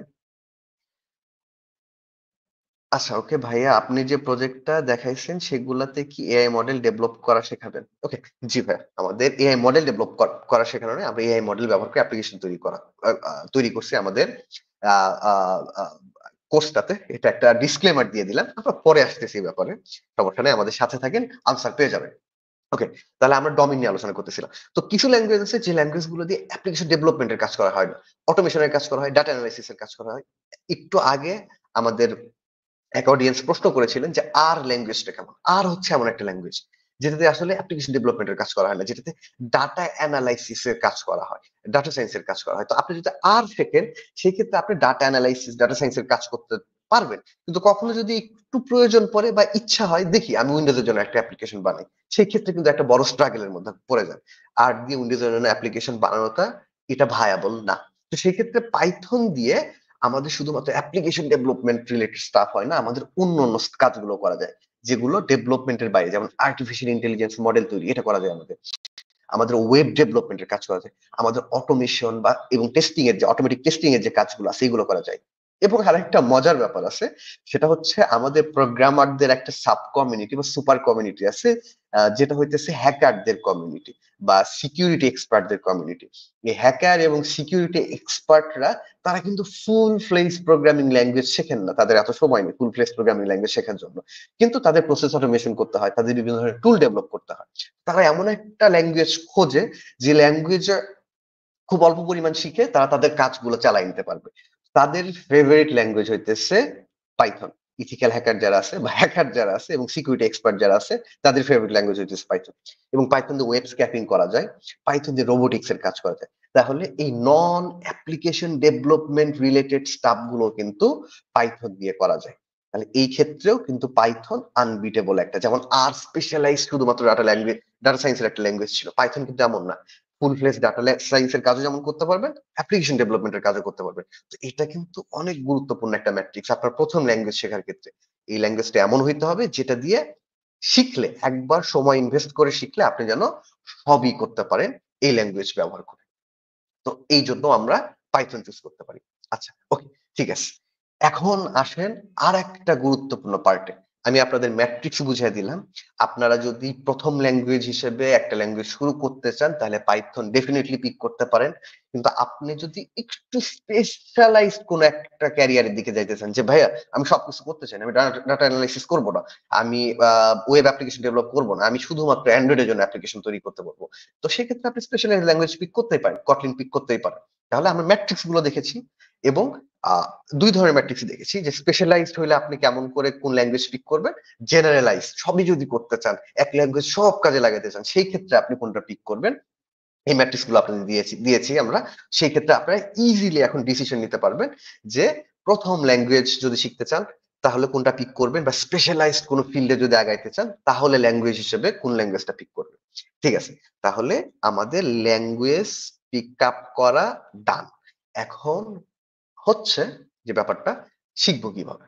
এটা যদি প্রথম ল্যাঙ্গুয়েজ হয় অথবা আমার দ্বিতীয় ল্যাঙ্গুয়েজ হয়, সেই ক্ষেত্রে হইতেছে আমরা শিখবো কিভাবে। আচ্ছা, সি প্লাস প্লাস নিয়ে একটু কথা বলেন। আচ্ছা, সি প্লাস প্লাস তো অসম্ভব ভালো একটা ল্যাঙ্গুয়েজ। এটা দিয়ে সাধারণত লো লেভেলের কাজগুলো করা হয়। আমরা যারা সফটওয়্যার ডেভেলপার আছি, আমরা হাই লেভেলে কাজ করি। আমাদের অপারেটিং সিস্টেম লেখা থাকে, অপারেটিং সিস্টেমে যে কার্নেল থাকে, সেই কার্নেলের উপর একটা অ্যাপ্লিকেশন লেয়ারের র্যাপার থাকে, তার উপরে আমরা অ্যাপ্লিকেশন গুলো তৈরি করি। এই স্পেসের জন্য পাইথন পারফেক্ট। কিন্তু আপনি যদি লো লেভেলের কাজ করতে চান, যে আপনি একবারে কম্পিউটার কোর মেমোরি ম্যানেজমেন্ট নিয়ে কাজ করবেন, কম্পিউটার জন্য ড্রাইভার লিখবেন, এই ড্রাইভার গুলো হাই পারফরমেন্স হইতে হয়, এই ধরনের যদি কাজ করতে চান, সেই ক্ষেত্রে সি প্লাস প্লাস খুব ভালো সাপোর্ট দেয়। এবং আপনি যদি একটু হাই লেভেলের কাজ করতে চান, ওয়েব অ্যাপ্লিকেশন তৈরি করতে চাইতেছেন, মেশিন লার্নিং অ্যাপ্লিকেশন তৈরি করতে চাইতেছেন, সেই ক্ষেত্রে ওয়েব অ্যাপ্লিকেশনের জন্য সি প্লাস প্লাস দিয়ে খুব ভালো সাপোর্ট পাবেন না, কমিউনিটিটা খুব বড় না। সি প্লাস প্লাস এর এই হাই লেভেল কাজের কমিউনিটি গুলো অনেক ছোট, লো লেভেল কাজের কমিউনিটি অনেক বড়। সেক্ষেত্রে লো লেভেল কাজ করার যদি ইচ্ছা থাকে সি প্লাস প্লাস পিক করতে পারেন। ওকে, ঠিক আছে। আশা করি তাহসিন কবির আপনার প্রশ্নের আনসার জুবাইর, দুঃখিত, আশা করি হইতেছে জুবাইর ভাই আপনার প্রশ্নের আনসার পেয়ে গেছেন যে সি প্লাস প্লাস এর প্রয়োগ ক্ষেত্রটা কোন জায়গায়। আচ্ছা ঠিক আছে, তাহলে ল্যাঙ্গুয়েজ পিক করলাম আমরা। ল্যাঙ্গুয়েজ পিক করার পর এখন শিখবো কিভাবে। তো এখন আমরা যে গাইডলাইনটা দেখব যে ল্যাঙ্গুয়েজ শিখবো কিভাবে, এটা সব ল্যাঙ্গুয়েজের ক্ষেত্রে অ্যাপ্লিকেবল। আপনি যদি সি প্লাস প্লাস পিক করেন, আপনি জাভা পিক করেন, আপনি যদি পাইথন পিক করেন, সব ক্ষেত্রেই এইটা অ্যাপ্লাই করতে পারবেন। এবং এটা কোনো জেনারেলাইজ ডিসকাশন আমি করতে যাইতেছি না। আমি আপনাদের এই টকটা দেওয়ার আগে, আপনাদের এই ক্লাস নেওয়ার আগে আমি একটু চিন্তা করছি যে আমি যদি ব্যাপার স্যাপারগুলো আবার প্রথম থেকে শুরু করতাম, আজকে যে ব্যাপার স্যাপারগুলো জানি এগুলোর উপর ডিপেন্ড করে, তাহলে আমি কিভাবে শিখতাম। সুতরাং সবচেয়ে ফ্রুটফুল করার চেষ্টা করছি আজকে আলোচনাটা। চলে সেই আলোচনাটা শুরু করি যে আমি যদি প্রথম থেকে শেখা শুরু করতাম কি কি অ্যাপ্রোচ হইতে পারতো প্রথম প্রোগ্রামিং ল্যাঙ্গুয়েজ বা যে কোনো প্রোগ্রামিং ল্যাঙ্গুয়েজ শেখার জন্য। আমার আমাদের ৩টা অ্যাপ্রোচ হইতে পারে যে আমরা এই ৩ ভাবে যেকোনো প্রোগ্রামিং ল্যাঙ্গুয়েজ শিখতে পারি। প্রথম অ্যাপ্রোচ হইতে পারে আমরা স্টেপ বাই স্টেপ শিখতে পারি। এটা একটা অ্যাপ্রোচ। সাধারণত যেকোনো প্রোগ্রামিং ল্যাঙ্গুয়েজ শিখতে গেলে আমরা এই অ্যাপ্রোচে শিখি। স্টেপ বাই স্টেপ শিখি। আচ্ছা, তো এটা খুব ভালো অ্যাপ্রোচ, সবার জন্যই কাজ করে এবং আমাদের অনেকের লার্নিং ক্যাপাবিলিটি আলাদা। আমাদের মাথা অনেকে ডিফারেন্ট ভাবে কাজ করে। তো সবাই যেহেতু আমরা স্টেপ বাই স্টেপই প্রোগ্রামিং শিখি, অনেকে একটু পেছনে পড়ে যায় স্টেপ বাই স্টেপ ভাবে একটা ল্যাঙ্গুয়েজ শিখতে গেলে। সেই ক্ষেত্রে একটা আন্ডার রেটেড লার্নিং মেকানিজম হচ্ছে রিভার্স ইঞ্জিনিয়ারিং করে শেখা। এইভাবে সাধারণত আমরা শিখি না। আমার মনে আছে আমি আমার প্রথম যে প্রজেক্ট গুলাতে কাজ করেছি, যেখান থেকে আসলে আমার প্রোগ্রামিং ল্যাঙ্গুয়েজের বেস গুলো স্ট্রং হয়েছে বা অ্যাকচুয়াল লার্নিং গুলো হয়েছে, আমি আনকনসিয়াসলি বা সাবকনসিয়াসলি রিভার্স ইঞ্জিনিয়ারিং করছি একটা বিভিন্ন প্রজেক্ট নিয়ে, এবং সেখান থেকে লার্নিংটা হয়েছে। সুতরাং রিভার্স ইঞ্জিনিয়ারিং খুব ভালো একটা লার্নিং মেকানিজম, যেটা আসলে খাতা কলমে কেউ কাউকে বলে দেয় না যে রিভার্স ইঞ্জিনিয়ারিং ওয়েতে শেখো। এবং এই রিভার্স ইঞ্জিনিয়ারিং ওয়েতে শিখতে গেলে কিভাবে শিখতে হবে রিভার্স ইঞ্জিনিয়ারিং ওয়েতে। সুতরাং স্টেপ বাই স্টেপ এইভাবে আমরা সবাই শিখি। খুব ভালো একটা ওয়ে, এইভাবে আপনারা সবাই আগাইতে পারেন। কিন্তু যারা একটু এক্সেপশনাল আছেন, যে স্টেপ বাই স্টেপের চাইতে আপনি একটু ট্রাই করে দেখলে রিভার্স ইঞ্জিনিয়ারিং এ শিখতে পারেন কিনা, আমরা গাইডলাইন দেব যে রিভার্স ইঞ্জিনিয়ারিং ওয়েতে যদি আগাতে চান তাহলে কিভাবে শিখতে হবে। সুতরাং মাথায় রাখেন যে এটা একটা খুব ভালো ওয়ে এবং এটা হচ্ছে আন্ডার রেটেড একটা ওয়ে, যেটা নিয়ে কেউ কথা বলে না। আরেকটা লার্নিং মেকানিজম হইতে পারে যেটা হচ্ছে এই দুইটার মিক্স, যে আপনি কিছু জিনিসপত্র স্টেপ বাই স্টেপ শিখতেছেন, আবার কিছু জিনিসপত্র রিভার্স ইঞ্জিনিয়ারিং করে শিখতেছেন। এটা আমার কাছে মনে হয় সবচাইতে ফ্রুটফুল ওয়ে। আচ্ছা, তাহসিন কবির উনি প্রশ্ন করছে আপনি কি কোর্সে এআই মডেল ডেভেলপ করা শেখাবেন। আচ্ছা, আমরা এআই মডেল ডেভেলপ করব না, আমরা ডেভেলপ করা এআই মডেল দিয়ে এক্সিস্টিং কানেক্ট করে আমরা অ্যাপ্লিকেশন তৈরি করব। এবং আপনি যদি এআই মডেল ডেভেলপ করতে চান তাহলে কি কি স্টেপ ফলো করতে হবে, কোন রিসোর্স পড়াশোনা করতে হবে, এইগুলোর সম্পূর্ণ গাইডলাইন আমাদের কোর্সের মধ্যে কভার করা আছে। আশা করি আনসার পেয়ে গেছে। ওকে, আচ্ছা ঠিক আছে, তাহলে মিক্সড অ্যাপ্রোচ আগাইতে পারি। মিক্সড অ্যাপ্রোচটা কি হতে পারে, আপনি স্টেপ বাই স্টেপও শিখবেন, পাশাপাশি হাফ টাইমটা ইনভেস্ট করবেন, কিছু প্রজেক্ট আছে রিভার্স ইঞ্জিনিয়ারিং করার চেষ্টা করবেন। কিছু প্রজেক্ট পিক করে নিলেন বা কিছু কোড পিক করে নিলেন, যে কোড গুলো রিভার্স ইঞ্জিনিয়ারিং করে করে সেখান থেকে ব্যাপার স্যাপার গুলো শেখার চেষ্টা করবেন। তো এইটাকে আমি বলতেছি মিক্সড ওয়ে।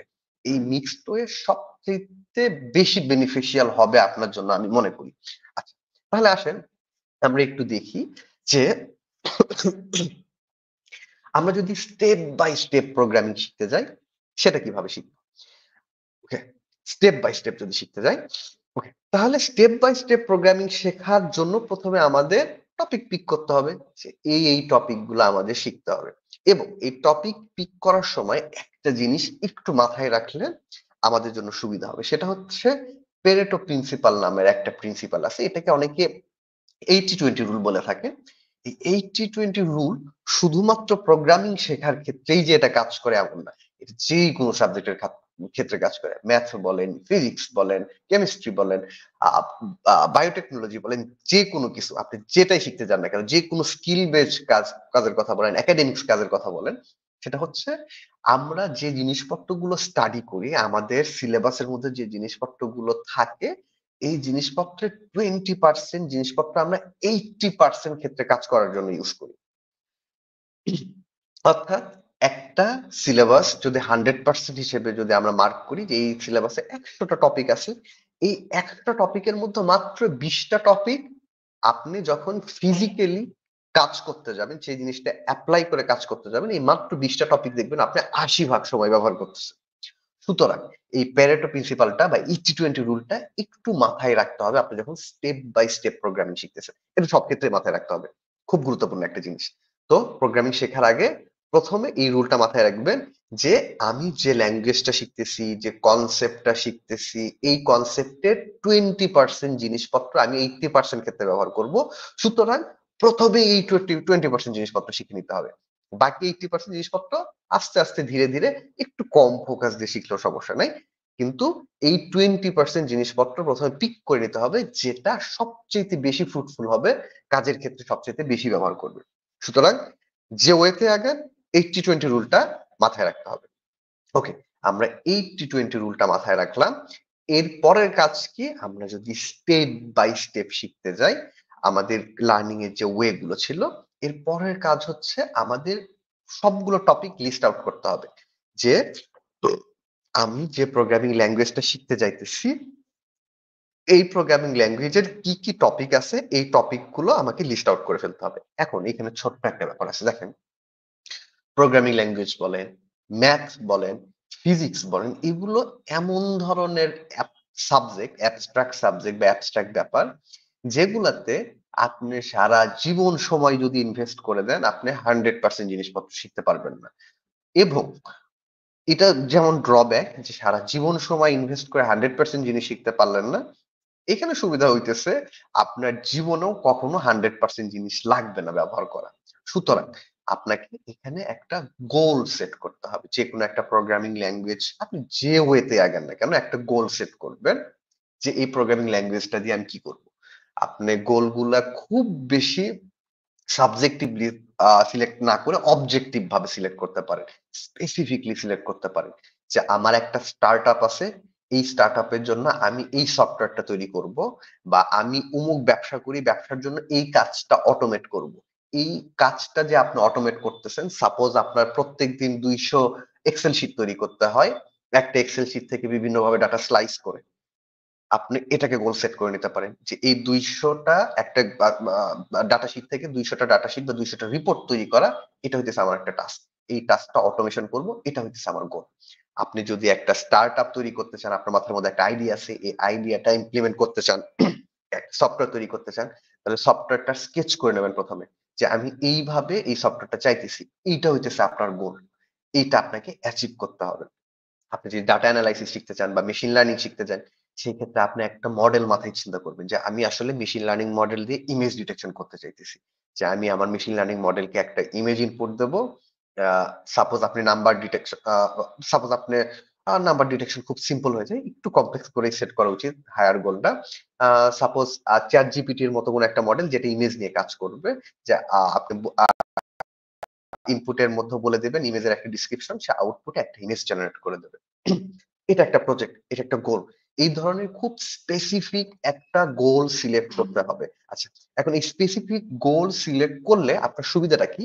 আমাদের এই 80-20 রুলটা এপ্লাই করার জন্য কিন্তু আমাদের এই 100% অর্থাৎ এই যে 20 ভাগ, 80 ভাগ এই জিনিসপত্র তো আমরা আলাদা করে নেব, তাই না? কোন টপিক 20 ভাগের মধ্যে পড়ে, কোন টপিক 100 ভাগের মধ্যে পড়ে।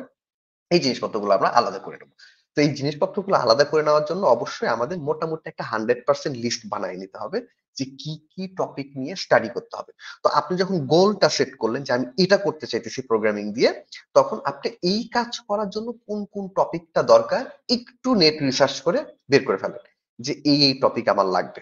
সুন্দর করে ডিফিকাল্টি দিয়ে সর্ট করে যে সবচেয়ে কম ডিফিকাল্ট বা বেসিক জিনিস উপরে, একটু ডিফিকাল্ট এবং অ্যাডভান্স জিনিসপত্র নিচে। এইভাবে করে, করে একটা লিস্ট তৈরি করে ফেলবেন এবং এখানে যা, যা জিনিসপত্র লাগবে সব জিনিসপত্রগুলো লিস্ট আউট করে ফেলবেন।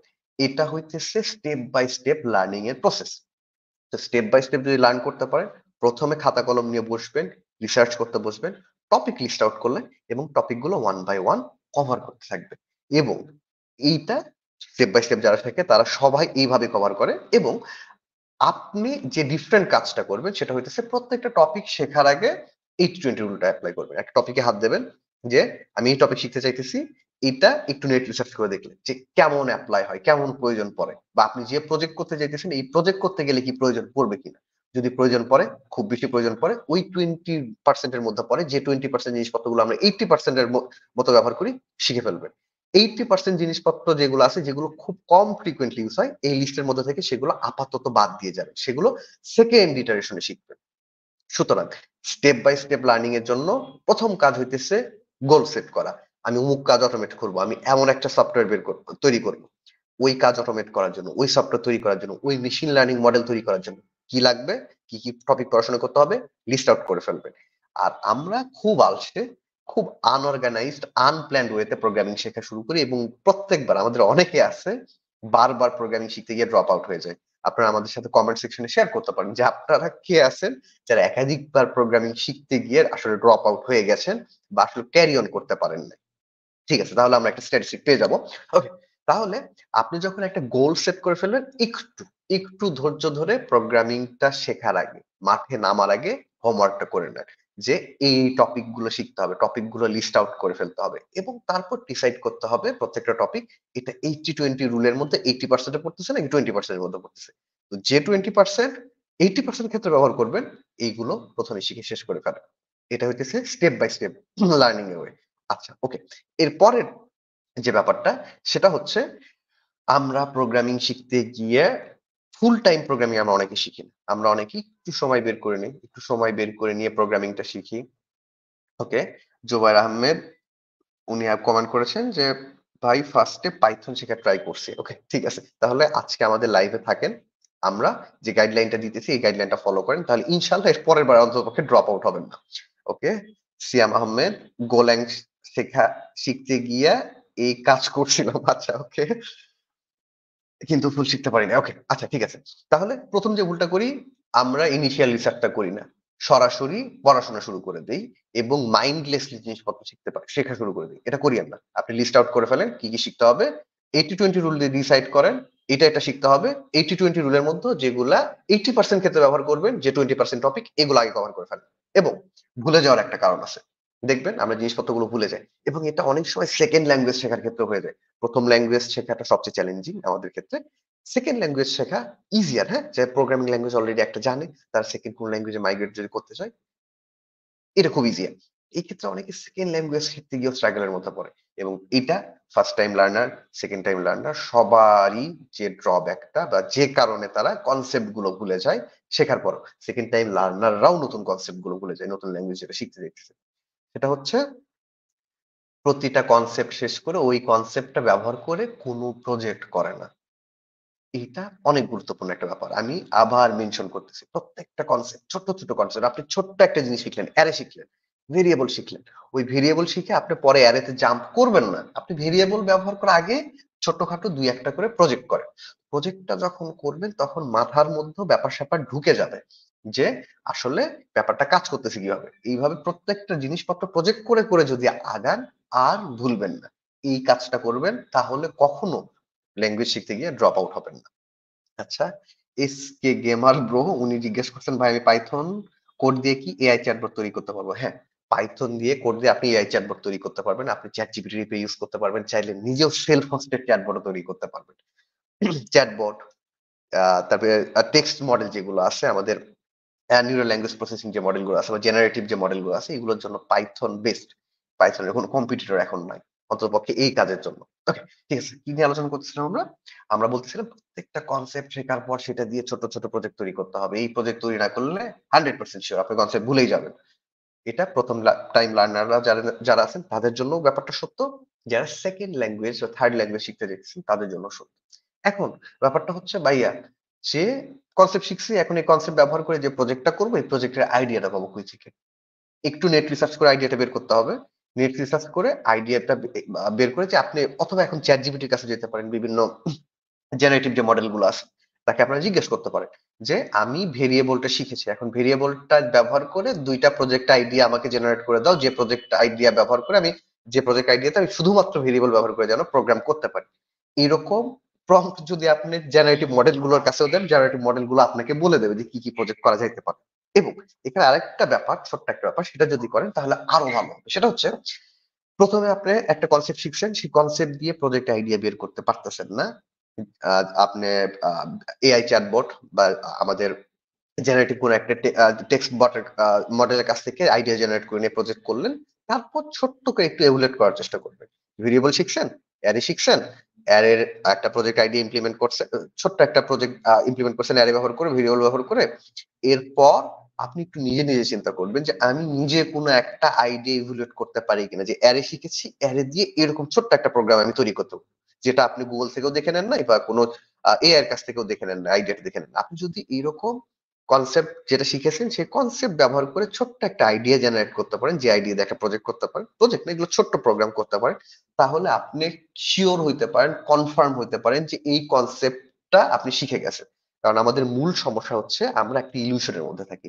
একটা কনসেপ্ট নিয়ে যখন পড়াশোনা করি আমাদের মনে হয় কনসেপ্টটা বুঝে গেছি, কনসেপ্টটা শিখে গেছি, কিন্তু কোথায় যে গ্যাপটা আছে এই গ্যাপটা আমরা বুঝতে পারি না, এবং গ্যাপটা যে থেকে যায় এটাও আমরা টের পাই না। তো এই গ্যাপটা যেন এক্সিস্ট না করে, এই জন্য কাজ দুইটা, যে কনসেপ্টটা শিখছেন সেই কনসেপ্ট ব্যবহার করে প্রজেক্ট ইমপ্লিমেন্ট করা বা ছোট্ট একটা প্রোগ্রাম তৈরি করা। এই প্রোগ্রামে আইডিয়া পাবেন কই? গুগলের কাছে যান, এআই চ্যাটবটের কাছে যান, আইডিয়া নেন, নিয়ে প্রজেক্ট ইমপ্লিমেন্ট করেন। তারপর ভেরিফাই করবেন যে আসলে এই কনসেপ্টটা বুঝছেন কিনা। এটার জন্য যে ওই কনসেপ্ট দিয়ে আপনি আরেকটা নিজে আইডিয়া এভ্যালুয়েট করতে পারতেছেন কিনা।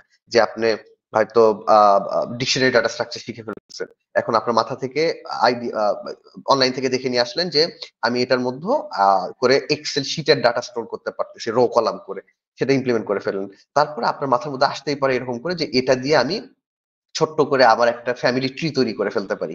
এটা একটা আইডিয়া। এই আইডিয়া যখন নিজে জেনারেট করতে পারবেন তখন আপনি সিওর হইতে পারবেন যে এই কনসেপ্টটা আমি বুঝে ফেলছি। তো যখন এই কনসেপ্টটা বুঝে ফেলবেন তখন আপনি স্কিপ করে না, পরবর্তী কনসেপ্টে আগাবেন। এবং এখানে আরেকটা প্রো টিপস আছে, যেটা আমি স্লাইডে হয়তো মেনশন করতে ভুলে গেছি। প্রো টিপসটা হচ্ছে আপনি একটা টপিক শিখলেন, সেকেন্ড টপিকে গেলেন, প্রত্যেকটা টপিকে সেই টপিকের জন্য ইন্ডিভিজুয়াল একটা করে আইডিয়া ইমপ্লিমেন্ট করে আহ প্রজেক্ট প্রজেক্ট করে আসলেন। এই প্রজেক্টটা করার পরে যখন থার্ড টপিকে যাবেন তখন আর একটা প্রজেক্ট করার চেষ্টা করবে, যে প্রজেক্টের মধ্যে শুধুমাত্র সেকেন্ড টপিক না, ফার্স্ট টপিক সেকেন্ড টপিক আছে, এই দুইটা টপিক নিয়ে একটা আইডিয়া ইভ্যালুয়েট করবেন। তারপর একটা প্রোগ্রাম তৈরি লিখে ফেলবেন এটা দিয়ে, যাতে করে দুইটাই প্র্যাকটিস হয়ে যায়। আপনি ফিফথ টপিকে আছেন তখন চেষ্টা করবেন প্রথম থেকে শুরু করে যে 5টা টপিক অলরেডি শিখে আসছেন এর মধ্যে সবগুলো ব্যবহার করে কেমন একটা প্রোগ্রাম তৈরি করা যায়। তো আমার মনে হয় যদি আপনি 40টা টপিক লিস্ট আউট করে ফেলেন যে এই 40টা টপিক শিখলে আমি আমার গোলের কাছে পৌঁছাইবো, এবং প্রত্যেকটা 5টা টপিক পর পর আপনি একটা করে ইন্টারভাল রাখবেন, যে এই প্রত্যেক 5 টপিক পর পর আমি আগের টপিক গুলো কম্বাইন করে একটা করে প্রজেক্ট করব, এবং এই প্রজেক্ট আইডিয়া গুলো নিজে এভ্যালুয়েট করব, কোথাও থেকে দেখে নেব না, কোথাও থেকে ইন্সপিরেশন নেব না। এইভাবে যদি আপনি আগান আপনার ড্রপ আউট হওয়াটা ইম্পসিবল। ওকে, ঠিক আছে, তাহলে আমরা স্টেপ বাই স্টেপ গাইডলাইন আগালাম। স্টেপ বাই স্টেপ গাইডলাইনের সুবিধা হচ্ছে আপনি প্রপারলি ব্যাপার স্যাপার গুলো শেখেন। এখন আসেন একটু রিভার্স ইঞ্জিনিয়ারিং নিয়ে আমরা কথা বলি, যে রিভার্স ইঞ্জিনিয়ারিং ওয়েতে আমরা কিভাবে ব্যাপার স্যাপার গুলো শিখতে পারি। ওকে, আমাদের এক ভাইয়া প্রশ্ন করছে আমি কোন জায়গা থেকে কোন জায়গা থেকে বেসিক শিখতে পারি না। আমি কোন জায়গা থেকে বেসিক শিখতে পারি না। আচ্ছা, ওকে, ঠিক আছে। আমরা যদি বেসিকের কথা বলি, যে বেসিকটা শিখবো কোন জায়গা থেকে, আমরা যে কোর্স নিয়ে আপনাদের সামনে হাজির হয়েছি এটা একবারে বিগিনারদের জন্য, জিরো থেকে শুরু করবো, এখানে শিখতে পারবেন। তাছাড়া আপনাদের আজকে কিছু রিসোর্স দিয়ে দেবো যেখান থেকে আপনি বেসিক থেকে শুরু করতে পারবেন। সুতরাং আমাদের সাথে থাকেন রিসোর্স পাওয়ার জন্য, যে এই জায়গা থেকে আপনি পাইথন বা অন্য ল্যাঙ্গুয়েজের বেসিকটা শিখতে পারবেন। আচ্ছা, আমরা ছিলাম রিভার্স ইঞ্জিনিয়ারিং করে কিভাবে শিখতে পারি। আপনি যদি স্টেপ বাই স্টেপ আগান সেই ক্ষেত্রে প্রসেসটা একটু লেন্দি হয়, প্রসেসটা একটু হার্ড হয়, কিন্তু এখানে একটা গ্যারান্টেড ওয়ে থাকে যে আপনার চোখের অগোচর কিছু থাকবে না, সবকিছুই মোটামুটি শিখে ফেলতে পারবেন। আর আপনার যদি একটু রাশ থাকে, যে আপনি যে প্রজেক্টটা তৈরি করতে চাইতেছেন এরকম একটা অলরেডি প্রজেক্ট এক্সিস্ট করে, অথবা অনেক ক্ষেত্রে আমাদের প্রয়োজন পড়ে আমাদের এক্সিস্টিং কোনো একটা কোড বা কোড বেস মডিফাই করা, এই টাইপের কোনো কাজ যদি আপনার কাছে থাকে, আপনি লাকি, আপনি রিভার্স ইঞ্জিনিয়ারিং ওয়েতে আগাইতে পারবেন। আচ্ছা, এরকম যদি কোনো এক্সিস্টিং স্ক্রিপ্ট বা সফটওয়্যার যেটা মডিফাই করতে চাইতেছেন আপনার কাছে যদি নাও থাকে, আমরা আজকে রিসোর্স দেখাই দেবো যে এরকম প্রজেক্ট গুলো কোথায় পাবেন যেগুলো রিভার্স ইঞ্জিনিয়ারিং করে আপনার ব্যাপার স্যাপার গুলো শিখতে পারেন। আচ্ছা, রিভার্স ইঞ্জিনিয়ারিং করে শেখার ওয়ে হচ্ছে, প্রথম কাজ, ওপেন সোর্স কোন একটা প্রজেক্ট বা কোড বেস বেছে নেবেন বা একটা সফটওয়্যার বেছে নেবেন যে সফটওয়্যারটা আপনি মডিফাই করতে চাইতেছেন। এই সফটওয়্যারটা পিক করতে হবে রিভার্স ইঞ্জিনিয়ারিং করে শেখার জন্য। দ্বিতীয় স্টেপ, আপনাকে ডিসাইড করতে হবে যে এখানে কি কি চেঞ্জ করতে চান। একটা সফটওয়্যার এক্সিস্ট করে যেটা পুরোটা আপনার মতো না, আপনি যেভাবে চাইতেছেন এভাবে না, আপনি ছোট্ট একটা চেঞ্জেস করতে চাইতেছেন, তো চেঞ্জ গুলো নোট আউট করে ফেলবেন যে আমি এই জায়গাটা চেঞ্জ করব। থার্ড কাজ, সেটা হচ্ছে আপনি যে ব্যাপারটা চেঞ্জ করতে চান সেটার জন্য রেসপন্সিবল কোডটা স্পট করতে হবে, যে আমি চাইতেছি যে আমার একটা সফটওয়্যার আছে যেখানে ইউজাররা সাইন আপ করতে পারে, এই সাইন আপ করার যে ফর্মটা সেই ফর্মটা চেঞ্জ করতে চাইতেছেন, তখন আপনাকে কোডের মধ্যে থেকে খুঁজে বের করতে হবে যে আমার কোন জায়গায় এই সাইন আপ করার কোডটা আছে, এই কোডটা কিভাবে কাজ করতেছে, এই ব্যাপারটা দেখতে হবে। তো রিভার্স ইঞ্জিনিয়ারিং ওয়েতে যদি আগাইতে চান তাহলে এইভাবে আগাইতে পারেন, এবং এটা একটা সর্ট অফ আনরিয়ালিস্টিক ওয়ে যে ফুললি রিভার্স ইঞ্জিনিয়ারিং করে আপনি ব্যাপার স্যাপার শিখতে পারবেন এমন না। আপনাকে কোড বেসটা স্পট করার পর ওখানে দেখতে হবে যে কোডটা কিভাবে লেখা আছে, এই যে সেন্টেক্সটা দেখা যেতে এই সেন্টেক্সটা কোন টপিকের, তখন নেটে গিয়ে একটু সার্চ করতে হবে যে এই সেন্টেক্সটা আমি পাইছি, এই সেন্টেক্সটা অমুক প্রোগ্রামিং ল্যাঙ্গুয়েজের কোন টপিকে, সেই টপিকটা তখন শিখে আসতে হবে, শিখে এসে আপনি তখন আপনার প্রজেক্টে ফেরত আসবেন, ফেরত এসে ওই জায়গাটা মডিফাই করবেন। আর তখন আপনি নোট করে রাখলেন যে এই টপিকটা আমি শিখে ফেলছি। এটা হচ্ছে রিভার্স ইঞ্জিনিয়ারিং করে শেখা। তো এই রিভার্স ইঞ্জিনিয়ারিং করার শেখার যে ব্যাপারটা, এটা আমার কাছে খুব এফেক্টিভ মনে হয়। আপনি যে জিনিসটা শিখতেছেন সেটা না আপনার তখন প্রয়োজনে শিখতেছেন। যে সফটওয়্যারটা বা কোড বেসটা আপনি মডিফাই করতেছেন ওইটুকু মডিফাই করা আপনার দরকার। তো যে জিনিসটা প্রয়োজনে শেখা হয় সেই জিনিসটা সাধারণত মানুষ ভুলে যায় না। তো রিভার্স ইঞ্জিনিয়ারিং করে যে ব্যাপারটা শিখবেন এটা মাথার মধ্যে গেঁথে যাবে, এটা ড্যাম সিওর। আচ্ছা, ওকে। এখন একটা ব্যাপার হচ্ছে, আ তাহলে রিভার্স ইঞ্জিনিয়ারিং করে শেখার আমরা ওয়েটা শিখলাম। স্টেপ বাই স্টেপ এর ওয়েটাও শিখছি। এবার রিভার্স ইঞ্জিনিয়ারিং এর ওয়েটা দেখলাম। ১ম স্টেপ কি? একটা কোড বেস পিক করা বা একটা প্রোগ্রাম পিক করা যে প্রোগ্রামটা আপনি মডিফাই করতে চান। ২য় স্টেপ কি? এই প্রোগ্রামের কি, কি মডিফাই করতে চান সেটা লিস্ট আউট করতে হবে। ৩য় স্টেপ কি? এই আ আ যখন আপনি যে ব্যাপার-স্যাপারগুলো মডিফাই করতে চান এটা লিস্ট আউট করলেন। এই ব্যাপার-স্যাপারগুলো মডিফাই করতে গেলে কোথায় এই ব্যাপার-স্যাপারের কোডগুলো লেখা আছে? কোডের মধ্যে থেকে সেই কোডটা খুঁজে বের করতে হবে। তারপর সেখানে যে টপিকের কোডটা লেখা হয়েছে এই টপিকের সিনট্যাক্সটা পিক করে নিয়ে নেট সার্চ করে ওই টপিকটা শিখে নিয়ে এসে তখন আপনার ওই কাজটা সাধন করতে হবে, আপনার কার্যটা সাধন করতে হবে, সেটা মডিফাই করে ফেলতে হবে। এটাই হইতেছে রিভার্স ইঞ্জিনিয়ারিং করে শেখা। এবং সবচেয়ে বেস্ট যে ওয়েটা সেটা হচ্ছে বোথ ওয়েতে শেখা। আপনি স্টেপ বাই স্টেপ আগাইতেছেন, আস্তে ধীরে 20% ব্যাপার-স্যাপার শিখতেছেন। এইদিকে একটা ড্রিম প্রজেক্ট সেটআপ করে রাখছেন বা একটা প্রজেক্ট সেটআপ করে রাখছেন যেটা আপনি মডিফাই করতে চান। একটা কোড বেস সেটআপ করে রাখছেন যেটা মডিফাই করতে চান। এটাও মডিফাই করতেছেন। শিখতেছেন, মডিফাই করতেছেন, শিখতেছেন, মডিফাই করতেছেন। এর চাইতে বেস্ট আর কোন লার্নিং অ্যাপ্রোচ হতেই পারে না। তো এই মিক্সড অ্যাপ্রোচ এ আপনারা আগাইতে পারেন। এতে করে সবচেয়ে এফেক্টিভ ওয়েতে লার্ন করতে পারবেন, এবং যে জিনিসটা কমবে সেটা হচ্ছে ড্রপ আউট হওয়ার চান্সটা কমে যাবে। ওকে। আচ্ছা, এখন দেখেন রিভার্স ইঞ্জিনিয়ারিং করে শিখতে যদি যান সেক্ষেত্রে সাধারণত আমি অ্যাসাম্প করে নিতেই পারি আপনি একটা ড্রিম প্রজেক্ট সেটআপ করে রাখছেন, যে প্রজেক্টের কিছু পার্ট আপনি মডিফাই করতে চাইতেছেন, যে জিনিসপত্র মডিফাই করলে আপনার খুব কাজে লাগবে। এটাই হইতেছে রিভার্স ইঞ্জিনিয়ারিং এর মোটিভেশন। বা একটা প্রোগ্রাম আপনার কাছে আছে, যে প্রোগ্রামিং এর একটা সার্টেন পার্ট আপনি মডিফাই করতে চাইতেছেন, এটা হচ্ছে আপনার মোটিভেশন। এই মোটিভেশন যদি নাও থাকে আপনার, তারপরেও যদি আপনি রিভার্স ইঞ্জিনিয়ারিং করে শিখতে চান, খুব ভালো একটা রিসোর্স আছে, একটা ওয়েবসাইট আছে। এই ওয়েবসাইটের নাম হচ্ছে automatetheBoringStuff.com। এখানে ছোট্ট পাইথন প্রোগ্রাম আছে, যে পাইথন প্রোগ্রাম ব্যবহার করে ছোট্ট জিনিসপত্র অটোমেট করা আছে।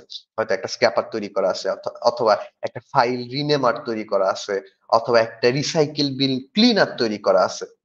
ছোট অনেক প্রজেক্ট খুঁজে খুঁজে পাবেন এখানে। এখান থেকে আপনার ইন্টারেস্টের সাথে বেস্ট ম্যাচ করে এমন একটা প্রজেক্ট বেছে নেন। বেছে নিয়ে এই প্রজেক্টটা নিজের মতো করে মডিফাই করা শুরু করেন। সুতরাং আপনার যদি ড্রিম প্রজেক্ট না থাকে, গোল প্রজেক্ট না থাকে, আপনি স্টেপ বাই স্টেপ শিখতেছেন, আপনি চাইতেছেন পাশাপাশি যে রিভার্স ইঞ্জিনিয়ারিং করে ব্যাপার-স্যাপারগুলো শিখবেন। সেক্ষেত্রে আপনি automatetheBoringStuff.com এখান থেকে একটা প্রজেক্ট পিক করে নিতে পারেন। পিক করে সেখানে রিভার্স ইঞ্জিনিয়ারিং করাইতে পারেন। সুতরাং এখন আচ্ছা, এরপর আরেকটা ব্যাপার আছে। এটা তো রিভার্স ইঞ্জিনিয়ারিং করার জন্য যদি প্রজেক্টটা থাকে প্রজেক্ট বই থেকে বেছে নিতে পারেন, সে ব্যাপারটা আমরা পাইলাম। এখন আপনি যদি স্টেপ বাই স্টেপ আগাইতে চান, স্টেপ বাই স্টেপ আগাইতে চাইলে সবচাইতে বেস্ট রিসোর্স, এই অফিসিয়াল রিসোর্সের কথা সবাই জানে, সেটা হচ্ছে W3 স্কুল। W3 স্কুলে টপিক বাই টপিক ডিসাইড করে দেওয়া আছে। আপনি জাস্ট টপিক বাই টপিক পড়াশোনা করে যান, ছোট্ট করে প্রজেক্ট করতে থাকেন, ছোট্ট করে প্রোগ্রাম করতে থাকেন। এর চাইতে বেশি আর কিছুই লাগবে না স্টেপ বাই স্টেপ আগাইতে গেলে। এই সাইটটা কি 100% ফ্রি? জি ভাইয়া, এই ২ টা সাইটই 100% ফ্রি। আমাদের wcschools.com এই সাইটে স্টেপ বাই স্টেপ যদি শিখতে চান 100% ফ্রি, এবং তার আগে আমি যে রিসার্চটা দেখাইলাম automatetheBoringStuff.com, এখানেও অনেক প্রজেক্ট আছে। সব প্রজেক্ট গুলাই ফ্রি। আচ্ছা, ঠিক আছে। তাহলে এই হইতেছে লার্নিং এর ওয়েটা। আমরা ছোট্ট করে একটা ওভারভিউ দেই, যাতে করে আরেকবার আপনাদের মাথায় থাকে যে আপনি প্রোগ্রামিং শিখতে গেলে কোন ওয়েতে আগাবেন। আমাদের বেসিক সমস্যা যেটা প্রোগ্রামিং শিখতে গেলে, সেই সমস্যাটা হচ্ছে ড্রপ আউট হই আমরা। আমরা অনেকবার শুরু করি, শুরু করে ড্রপ আউট হই। সুতরাং আমরা মাথায় রাখবো যে আমরা যেন ড্রপ আউট না হই।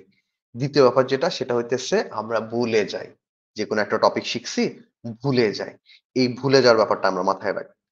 এই ব্যাপারটা, এই ২ টা ব্যাপার, এই ২ টা কমন প্রবলেম মাথায় রেখে আমরা ৩ টা অ্যাপ্রোচ দাঁড় করাইছি। Step by step learning, reverse engineering, mixed learning, এবং আমরা লাস্টে গিয়ে এনকারেজ করছি মিক্সড লার্নিং টাকে। স্টেপ বাই স্টেপ লার্নিং কি?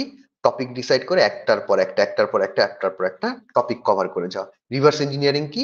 আমরা আমাদের একটা প্রজেক্ট পিক করে নিলাম। এই প্রজেক্টের উপর মডিফিকেশন করতে, করতে শেখা। মডিফাই করতে গেলে কোন টপিক পড়াশোনা করা লাগতেছে, আমি নেটে গেলাম, সেই টপিক নিয়ে পড়াশোনা করলাম, করে এসে আমি আমার মডিফিকেশনটা করলাম। এটা হইতেছে রিভার্স ইঞ্জিনিয়ারিং। এই ২ টা ওয়েতেই শিখতে পারেন। আর বেস্ট অ্যাপ্রোচ হইতেছে মিক্সড ওয়ে। আপনি প্রজেক্টটা পিক করে নেবেন, যে প্রজেক্টটা মডিফাই করে আপনি আপনার ড্রিম প্রজেক্টে কনভার্ট করতে চান, এমন একটা প্রজেক্ট পিক করে নেবেন। স্টেপ বাই স্টেপও শিখতে থাকবেন। দেখবেন যে স্টেপ বাই স্টেপ শেখা অনেক জিনিস এই মডিফাই করতে চাইতেছেন যে প্রজেক্টটাকে, এই প্রজেক্টটার মধ্যে কাজে লাগতেছে। এটা হইতেছে মিক্সড অ্যাপ্রোচ, এবং এটা পসিবল বেস্ট অ্যাপ্রোচ প্রোগ্রামিং শেখার জন্য। এই ২ টা অ্যাপ্রোচ, এই ৩ টা এই ২ টা অ্যাপ্রোচের মিক্সড অ্যাপ্রোচ যদি আপনি শেখেন, এই ২ টা প্রবলেমের কোন প্রবলেমই আপনার কাছে থাকবে না। ড্রপ আউট হওয়া, যে প্রোগ্রামিং ল্যাঙ্গুয়েজ শেখা শুরু করছি, শেষ করতে পারি নাই, এটা হবে না। দ্বিতীয় যে ব্যাপারটা, সেটা হচ্ছে কনসেপ্ট কভার করে গেছি, কিন্তু পরবর্তীতে গিয়ে মনে হলো আহা বুঝি নাই। এটা যখন কভার করতেছেন তখন বুঝা যায় না। এই ব্যাপারটাও হবে না। আচ্ছা। এখন যে ব্যাপারটা, একটু ডিটেইলিং এর যে ব্যাপারটা, সেটা হচ্ছে, আরেকটা জিনিস মেনশন করতে ভুলে গেছি। কনসিস্টেন্সি। কনসিস্টেন্সি লাগবেই লাগবে। আপনি প্রত্যেকদিন একটা নিয়ম করবেন, যে নিয়ম করে এই পার্টিকুলার সময় প্রোগ্রামিং করতে বসবেন। এই কনসিস্টেন্সি লাগবে। কনসিস্টেন্সি ছাড়া সম্ভব না। আর এই কনসিস্টেন্সির জন্য মোটিভেশন, এটা দেওয়া ওয়েস্ট অফ টাইম। কারণ প্রোগ্রামিং করতে গেলে কনসিস্টেন্সি লাগবে। তারপরে অ্যাপ্রোচ গুলো আমরা কথা বলতেছি। কনসিস্টেন্সি আপনার আছে, এটা ধরে নিয়ে আমরা আগাইতেছি। ওকে, ঠিক আছে। স্টেপ বাই স্টেপ লার্নিং এর ক্ষেত্রে প্রো টিপস কি ছিল? 80-20 রুল। 20% জিনিস 80% ক্ষেত্রে ব্যবহার করতে পারি। সুতরাং যা, যা লাগবে, আমরা একটা প্রজেক্ট ডিসাইড করছি, এই প্রজেক্টটা করতে চাই। এই প্রজেক্ট করতে গেলে আমার এই টপিক শিখতে হবে। এই টপিকের মধ্য থেকে আমি আ সবগুলা টপিক লিস্ট আউট করে ফেলছি। সবগুলো টপিকের মধ্যে থেকে আমি 20% টপিক আলাদা করে মার্ক করছি। এই 20% টপিক আমার 80% ক্ষেত্রে লাগবে। এরকম মার্কটা করছি, মার্ক করে 80% টপিকটা আমি আগে পড়াশোনা করে নিলাম। বাদবাকি, দুঃখিত, এই 20% টপিকটা আমি আগে পড়াশোনা করে নিলাম। বাদবাকি 80% পরে দেখে নেওয়া যাবে। এবং ওই 20% টপিক হইলেই আপনি আপনার মোটামুটি সব কাজ করে ফেলতে পারবেন। বাদবাকি 80% আপনি কাজ করতে, করতে শিখে নিতে পারবেন। যেটাকে বলা হয় Pareto principle. Step by step learning এর ক্ষেত্রে পেরেটো প্রিন্সিপালটা মাথায় রাখতে হবে। ওকে। আরেকটা ব্যাপার যেটা, সেটা হচ্ছে দেখেন আমরা একটা ছোট্ট লিস্ট এখানে প্রোভাইড করেছি, যে পাইথন যদি বেসিক থেকে শুরু করতে যাই আমরা, আমরা যে টপিক গুলো লিস্টিং করবো, এই লিস্টিং গুলো কিভাবে করতে পারি। দেখেন আমরা ডাটা টাইপ এবং ভেরিয়েবল নিয়ে পড়াশোনা করতে পারি, এবং ডাটা টাইপের মধ্যে সাব টপিক যেগুলো যেগুলো আছে, integer, float, string, boolean, type conversion, variable and assignment. তারপরে বেসিক অপারেটর ২ নম্বর একটা টপিক, ২ নম্বর টপিকের সাব টপিক কি, arithmetic operation, comparison operation, logical operation. কিভাবে আমরা লিস্ট আউট করে ফেলবো যে আমাদের কি, কি জিনিসপত্র শিখতে হবে। ওকে, এই লিস্ট আউট করার পর এখানে মার্ক করা শুরু করব। যে দেখেন ডাটা টাইপের মধ্যে আমার টাইপ কনভার্সন হয়তো ইম্পোর্টেন্ট না। হাইপোথেটিক্যালি বলতেছি, টাইপ কনভার্সন হয়তো এত ইম্পোর্টেন্ট, এটা 80 এর মধ্যে পড়ে যেতেছে। সুতরাং এটা আমি পরে শেখার জন্য রেখে দিলাম। আমি ইনিশিয়ালি ইন্টিজার, ফ্লোট, বুলিয়ান আর ভেরিয়েবল অ্যাসাইনমেন্ট শিখে নিলাম। আমি আগায় গেলাম। এইভাবে আমরা আগাইতে পারি স্টেপ বাই স্টেপ লার্নিং এর ক্ষেত্রে। ওকে। আরেকটা ব্যাপার, এটা আমি বুঝতে পারতেছি না যে কিভাবে বললে এটার গুরুত্বটা, এই যে এই ব্যাপারটার গুরুত্বটা ফুললি এক্সপ্রেস করা যাবে। তারপরেও মাস্ট ডান একটা ব্যাপার। এই ব্যাপারটা করলে আপনি কখনোই ড্রপ আউট হবেন না। কনসেপ্ট শেখেন নাই, কনসেপ্ট বুঝেন নাই, এই ব্যাপারটা আপনার সাথে কখনোই হবে না। সেই ব্যাপারটা হচ্ছে প্রত্যেকটা প্রজেক্ট শেষে ওই প্রজেক্ট দুঃখিত, প্রত্যেকটা টপিক শেষে ওই টপিকে ব্যবহার করে ছোট্ট করে একটা করে প্রোগ্রাম লিখতে হবে, একটা দুইটা করে প্রোগ্রাম লিখতে হবে। এখন একটা প্রোগ্রাম লেখেন বা দুইটা প্রোগ্রাম লেখেন, এই দুইটা প্রোগ্রাম কেমন হতে হবে? ভেরিয়েবল শিখছেন, ভেরিয়েবল ব্যবহার করে দুইটা প্রোগ্রাম। অ্যারে শিখছেন, অ্যারে ব্যবহার করে দুটো প্রোগ্রাম। ডিকশনারি শিখছেন, ডিকশনারি ব্যবহার করে দুটো প্রোগ্রাম। তার মধ্যে একটা প্রোগ্রাম প্রথম আইডিয়া যদি জেনারেট করতে না পারেন, গুগল সার্চ করে চ্যাট জিপিটির কাছ থেকে আইডিয়া নিয়ে আসতে পারেন, কিন্তু দ্বিতীয় আইডিয়া, লাস্ট আইডিয়া অবশ্যই অবশ্যই আপনার মাথা থেকে জেনারেট করতে হবে।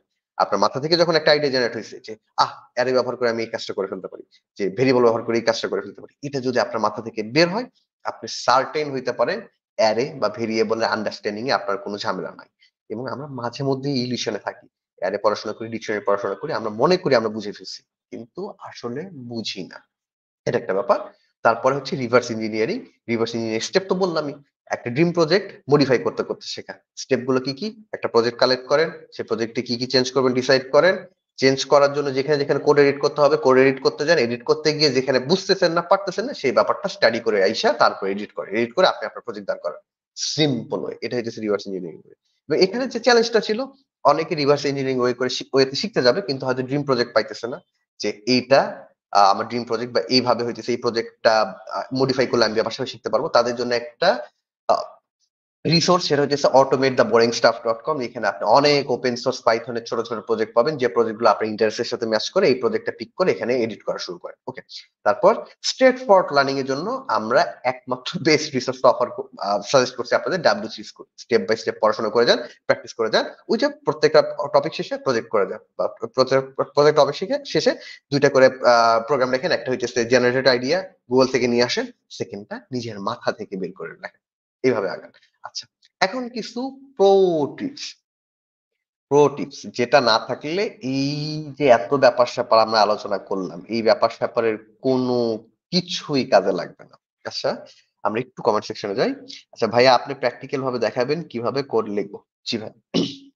ওকে, সিয়াম আহমেদ উনি কমেন্ট করছে ডাটা সায়েন্সের জন্য কি কি পাইথন প্যাকেজ লাগবে। আচ্ছা, ডাটা সায়েন্সের জন্য বেশ কিছু পাইথন প্যাকেজ লাগে। প্রথমত নামপাই লাগে, পান্ডাস লাগে, ডাটা ভিজুয়ালাইজেশনের জন্য ম্যাটপ্লটলিব লাগে। আপনি যদি একটা মেশিন লার্নিং মডেল তৈরি করতে যান, সেই ক্ষেত্রে সাইকিট লার্ন শিখতে হবে অথবা পাইটর্চ শিখতে হবে। এই কয়টা মেশিন লার্নিং মডেল ব্যবহার করলেই হয়ে যাবে। এবং মজার ব্যাপার হইতেছে, আমরা আমাদের কোর্সের মধ্যে এই ব্যাপার স্যাপারগুলো কভার করছি। ছোট্ট ছোট্ট ইজি ইজি প্রজেক্ট করছি ব্যাপার স্যাপারগুলো দিয়ে। যদি ইন ডেপথ এক্সপ্লোর করতে চান, বেসিকটা আমাদের কোর্স থেকে আপনারা পেয়ে যেতে পারেন। আচ্ছা, আমি স্পয়লার দিতেছি। আচ্ছা, স্পয়লার না দিয়ে আসেন, আমরা টিপসে আসি। যেটা নিয়ে আলোচনা করতেছিলাম, এত স্ট্র্যাটেজি বের করলাম, প্রজেক্ট শেষে প্রজেক্ট করলাম, টপিক শেষে প্রজেক্ট করলাম, আইডিয়া জেনারেট করলাম, জিপিটির কাছ থেকে আইডিয়া নিয়ে আসলাম। এই সব স্ট্র্যাটেজি কোনোটাই কাজে লাগবে না যদি না আপনার মধ্যে কনসিস্টেন্সি থাকে। কনসিস্টেন্সি ইজ দ্য কি। তাহলে ধারাবাহিকতা, কনসিস্টেন্সি থাকতে হবে। কয়েকটা ফুল প্রজেক্ট না করা পর্যন্ত আপনি প্রোগ্রামিং শেখা বন্ধ করবেন না। প্রোগ্রামিং শেখা শুরু করছেন, ২-৩টা ফুল প্রজেক্ট না হওয়া পর্যন্ত দয়া করে সেটা আর রেখে দিয়েন না। হয়তো ৪ মাস বা ৫ মাস আপনি পাইথন শিখতেছেন। আপনি ৩ মাস শেখার পরে চাইতেছেন এখন পাইথন বন্ধ করে দিয়ে শেখা। ৫ দিন পর শিখবো অথবা ১ মাস পর এসে শিখবো। না, রাখা যাবে না।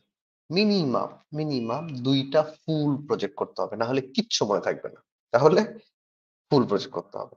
কনসিস্টেন্সি থাকতে হবে। এই ২ টা কি।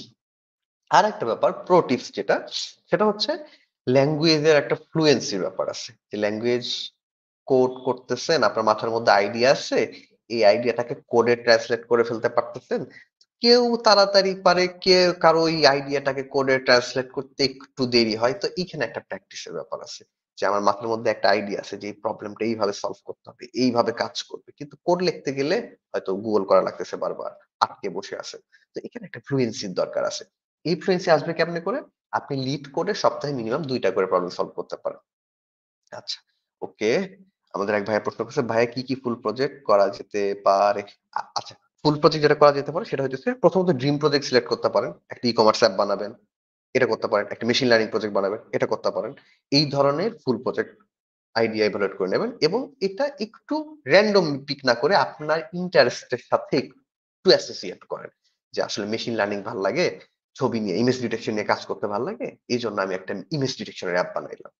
ল্যাঙ্গুয়েজ জেনারেশন নিয়ে কাজ করতে ভালো লাগে, জিপিটির মতো একটা অ্যাপ বানানোর ইচ্ছা, আমি এনএলপি নিয়ে কাজ করা শুরু করে দিলাম। একটু ইমোশনের সাথে অ্যাটাচ করার চেষ্টা করেন যাতে করে প্রজেক্টটা মাঝপথে ছেড়ে না দেন। ওকে, ঠিক আছে। আচ্ছা, তাহলে আমরা কি বলতেছিলাম? যে কোডটা করবে দুঃখিত, যে প্রবলেমটা সলভ করবেন আইডিয়া মাথার মধ্যে আছে কিন্তু কোডে ট্রান্সলেট করতে একটু সময় লাগতেছে। এই জিনিসটা প্র্যাকটিসে রাখতে গেলে সপ্তাহে মিনিমাম ২ টা লিড কোড প্রবলেম সলভ করতে পারেন। leetcode.com একটা প্রবলেম সলভিং এর ওয়েবসাইট, যেখানে গেলে আপনি বিভিন্ন ল্যাঙ্গুয়েজে প্রবলেম সলভ করতে পারবেন। এই জিনিসটা একটু প্র্যাকটিসে রাখতে পারবেন। এটা অপশনাল। ১ম টা মাস্ট, ধারাবাহিকতা, কনসিস্টেন্সি, ফুল প্রজেক্ট থাকতেই হবে। ২য় ব্যাপারটা অপশনাল। ১ম টার জন্য ২য় টার জন্য ১ম টা কখনোই স্যাক্রিফাইস করবেন না। এটা হচ্ছে টিপস। ২য় যে ব্যাপারটা প্রো টিপসটা হচ্ছে আমরা যখন টপিক রিসার্চ করছি, দেখেন এই যে টপিক রিসার্চ করছি, এই টপিক রিসার্চ করতে গেলে দেখবেন অনেক সময় আমাদের আননেসেসারি জিনিসপত্রগুলা চলে আসে। আননেসেসারি জিনিসপত্রগুলো আমাদের টপিকের মধ্যে চলে আসবে এবং শিখতেও হবে। এটা একটা আ বা বা consequential ড্যামেজ বলতে পারেন যে এটা unavoidable একটা ড্যামেজ। যে কিছু জিনিসপত্র শিখে ফেলছেন আপনি, যে জিনিসপত্রগুলো হয়তো পরে কাজে লাগতেছে না। আপনি ১ম এ মনে করছিলেন কাজে লাগবে। এটার জন্য আসলে ডিমোটিভেটেড হওয়া যাবে না। এই জিনিসপত্রগুলা ডিটেক্ট হয়ে যাবে, সমস্যা নেই। তো এখন এই লিস্টটা তৈরি করা যে কোনটার পর কি শিখবো, এটা একটা মেন্টাল পরিশ্রমের কাজ। এইটুকু মেন্টাল পরিশ্রম যদি করতে না চান, তাহলে আপনাদের জন্য এই প্রো টিপসটা সেটা হইতেছে আমরা 10 মিনিট স্কুলের পক্ষ থেকে আপনাদের জন্য ফুল পাইথন একটা কোর্স নিয়ে আসছি। এখানে আপনাকে হেডেক হবে না, প্যারা নিতে হবে না যে কোন টপিক শিখবো। এখানে আপনাকে প্যারা নিতে হবে না। ব্রেইনস্টর্মিং ওইভাবে করতে হবে না। গুগল সার্চ করতে হবে না যে কি প্রজেক্ট করা যাইতে পারে। এখানে আপনার ওই প্যারা নিতে হবে না যে ভেরিয়েবল এর সাথে অ্যারে ডিপেন্ডেন্সি কেমন। আগে অ্যারে শিখতে হবে নাকি আগে ভেরিয়েবল শিখতে হবে। এই প্যারা নিতেই হবে না। সেজন্য আমরা আপনাদের জন্য একটা কোর্স নিয়ে আসছি। এই কোর্সের মধ্যে আমরা আপনাকে অফার করতেছি ওই যে গাইডলাইনটা আছে, যে টপিক লিস্টটা আপনি সিলেক্ট করছেন, এই টপিক লিস্টের একটা অর্গানাইজড ওয়ে আমরা 80-20 রুল এপ্লাই করছি। এই অর্গানাইজড ওয়েতে যদি আপনি আগাইতে চান তাহলে আমাদের কোর্সটাতে আপনি এনরোল করে ফেলতে পারেন এবং এই কোর্সটার স্পেশালাইজড যে বৈশিষ্ট্য যেটা সেটা হচ্ছে আমরা এই কোর্সটাকে সাজাইছি 80-20 প্রিন্সিপাল অনুসারে। যাতে করে আপনি মিনিমাম একটা এফোর্ট এপ্লাই করে ম্যাক্সিমাম একটা আউটপুট পাইতে পারেন। এরকম করে সাজানো হইছে এবং এই কোর্সটা তৈরি করা হইছে অ্যাবসোলিউট বিগিনার যারা আছে তাদের কথা মাথায় রেখে। অর্থাৎ আপনি কখনো প্রোগ্রামিং করেন নাই, প্রোগ্রামিং এ শুরু করতে চাইতেছেন, এই ব্যাপার-স্যাপার গুলা প্রোগ্রামিং শুরু করতে চাইতেছেন আপনি।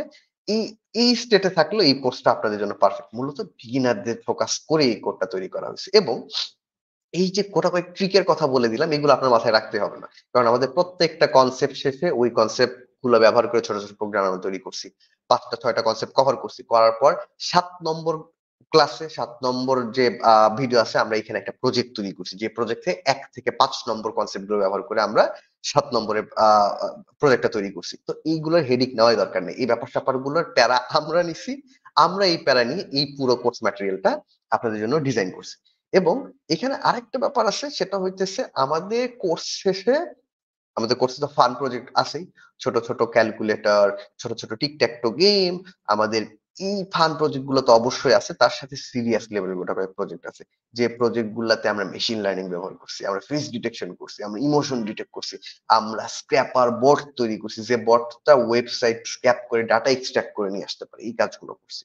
এতে করে ফান প্রজেক্টও করতে পারবেন। সাথে আপনি যদি এরপরে ক্যারিয়ার বিল্ড আপ করতে চান, একটা পোর্টফোলিও দেখাইতে হয়। এই পোর্টফোলিওর জন্য যে প্রজেক্ট গুলো দরকার, কিছু প্রজেক্টও আপনার পোর্টফোলিওতে এড করতে পারবেন আমাদের কোর্সটা শেষ করতেই। এবং আরেকটা ব্যাপার হইতেছে আ পাইথন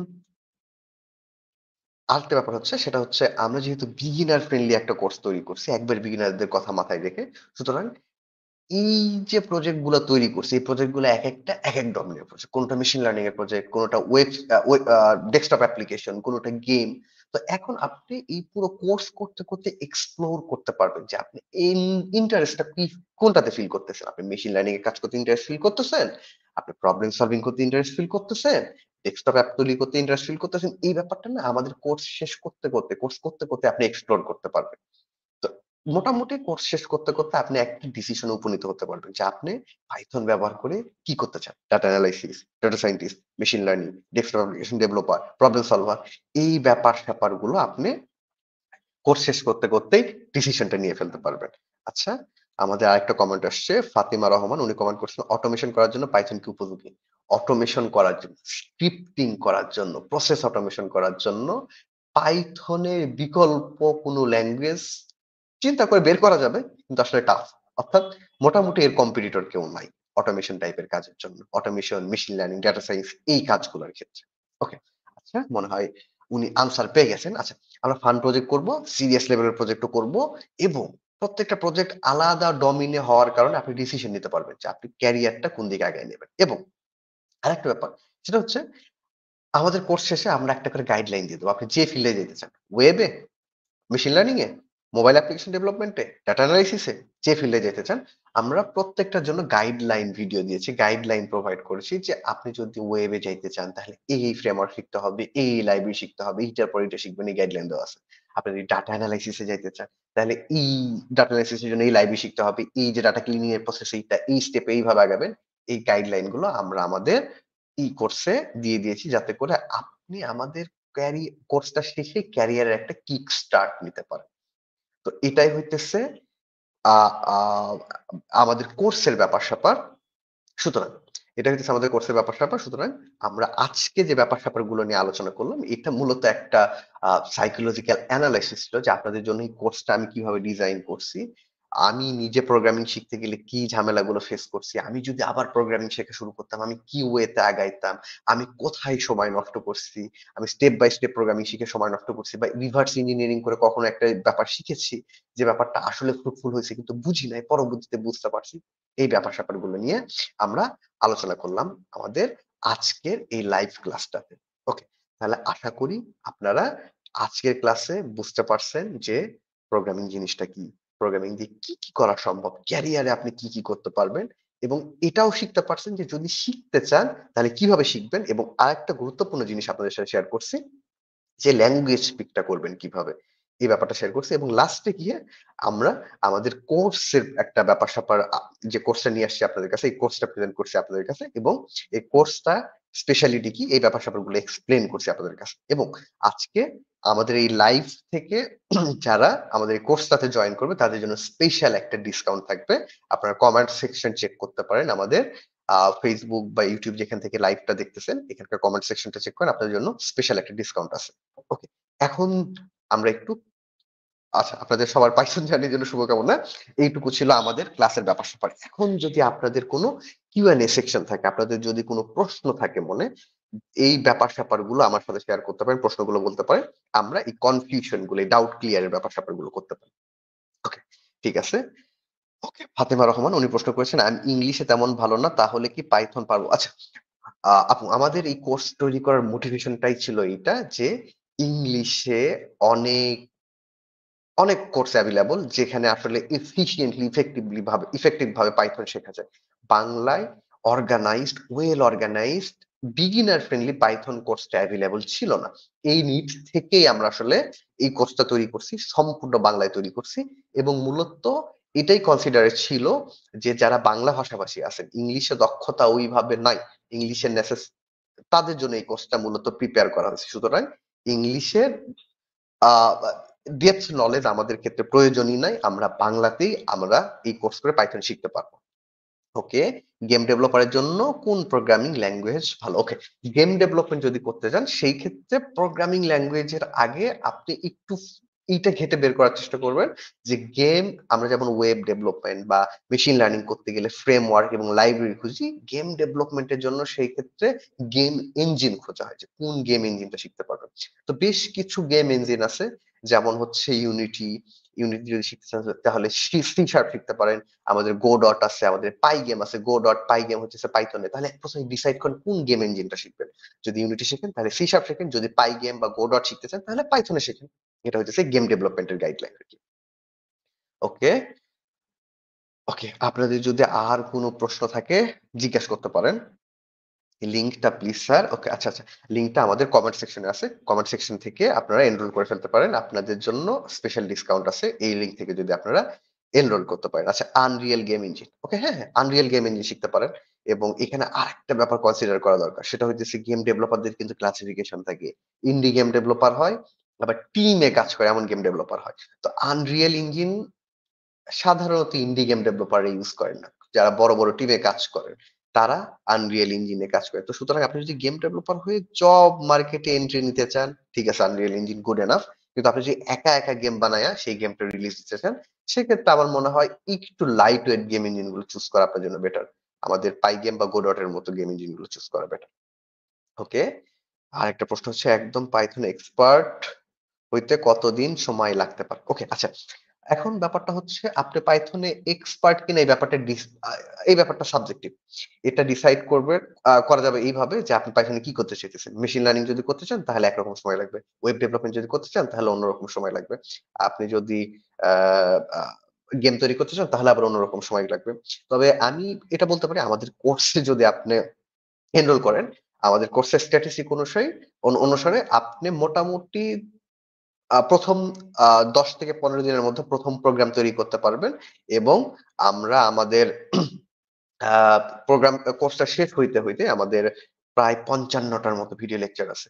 ৫৫ টার মতো আমাদের আ বা বা ইন্টারেক্টিভ ম্যাটেরিয়াল আছে, স্টাডি ম্যাটেরিয়াল আছে। এই ৫৫ টা ম্যাটেরিয়াল কভার করতে আপনাদের বেশ কয়েকটা প্রজেক্ট তৈরি হয়ে যাবে এবং সেই ক্ষেত্রে আপনি নিজেকে মোটামুটি একজন ইন্টারমিডিয়েট ডেভেলপার বলতে পারেন। এবং তারপর যখন আপনি ক্যারিয়ার পাথওয়েটা চুজ করবেন, ক্যারিয়ার পাথওয়ে চুজ করার পরে আমার মনে হয় ৫ থেকে ৬ মাস সময় ইনভেস্ট করলে আপনি নিজেকে এক্সপার্ট বলে দাবি করতে পারবেন। আচ্ছা, ওকে।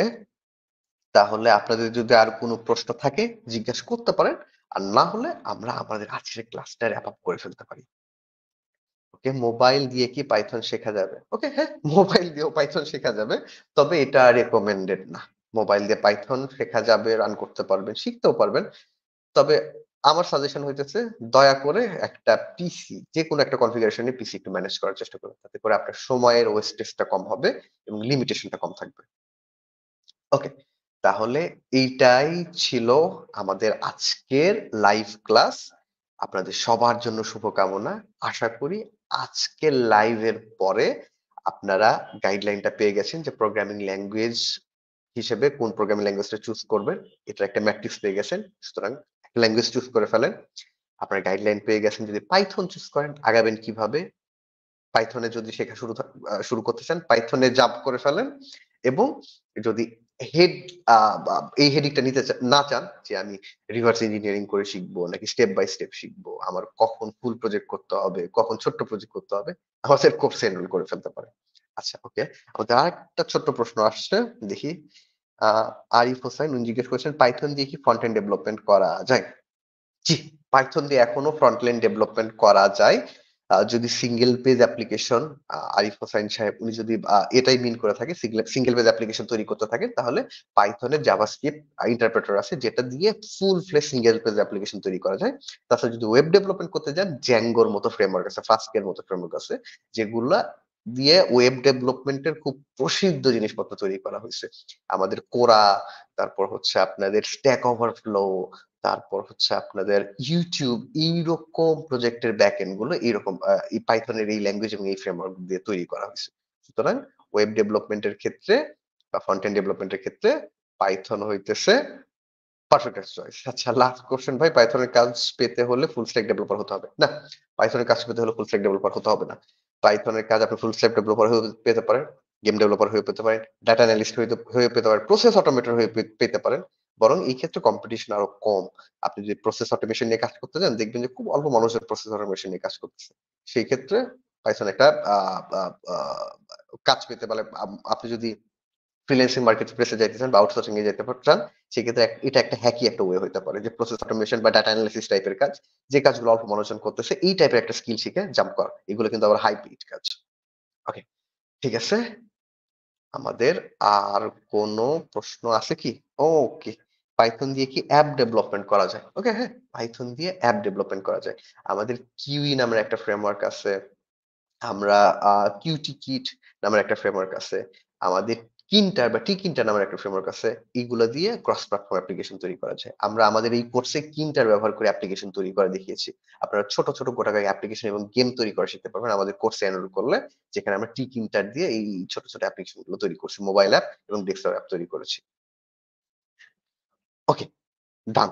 আজকে আমাদের মনে হয় আর কোনো প্রশ্ন নাই। ঠিক আছে। তাহলে যে গাইডলাইন দিলাম, ল্যাঙ্গুয়েজ পিক করেন, প্রসেস পিক করেন, আগাইতে থাকেন। আপনাদের জন্য সবার জন্য শুভকামনা।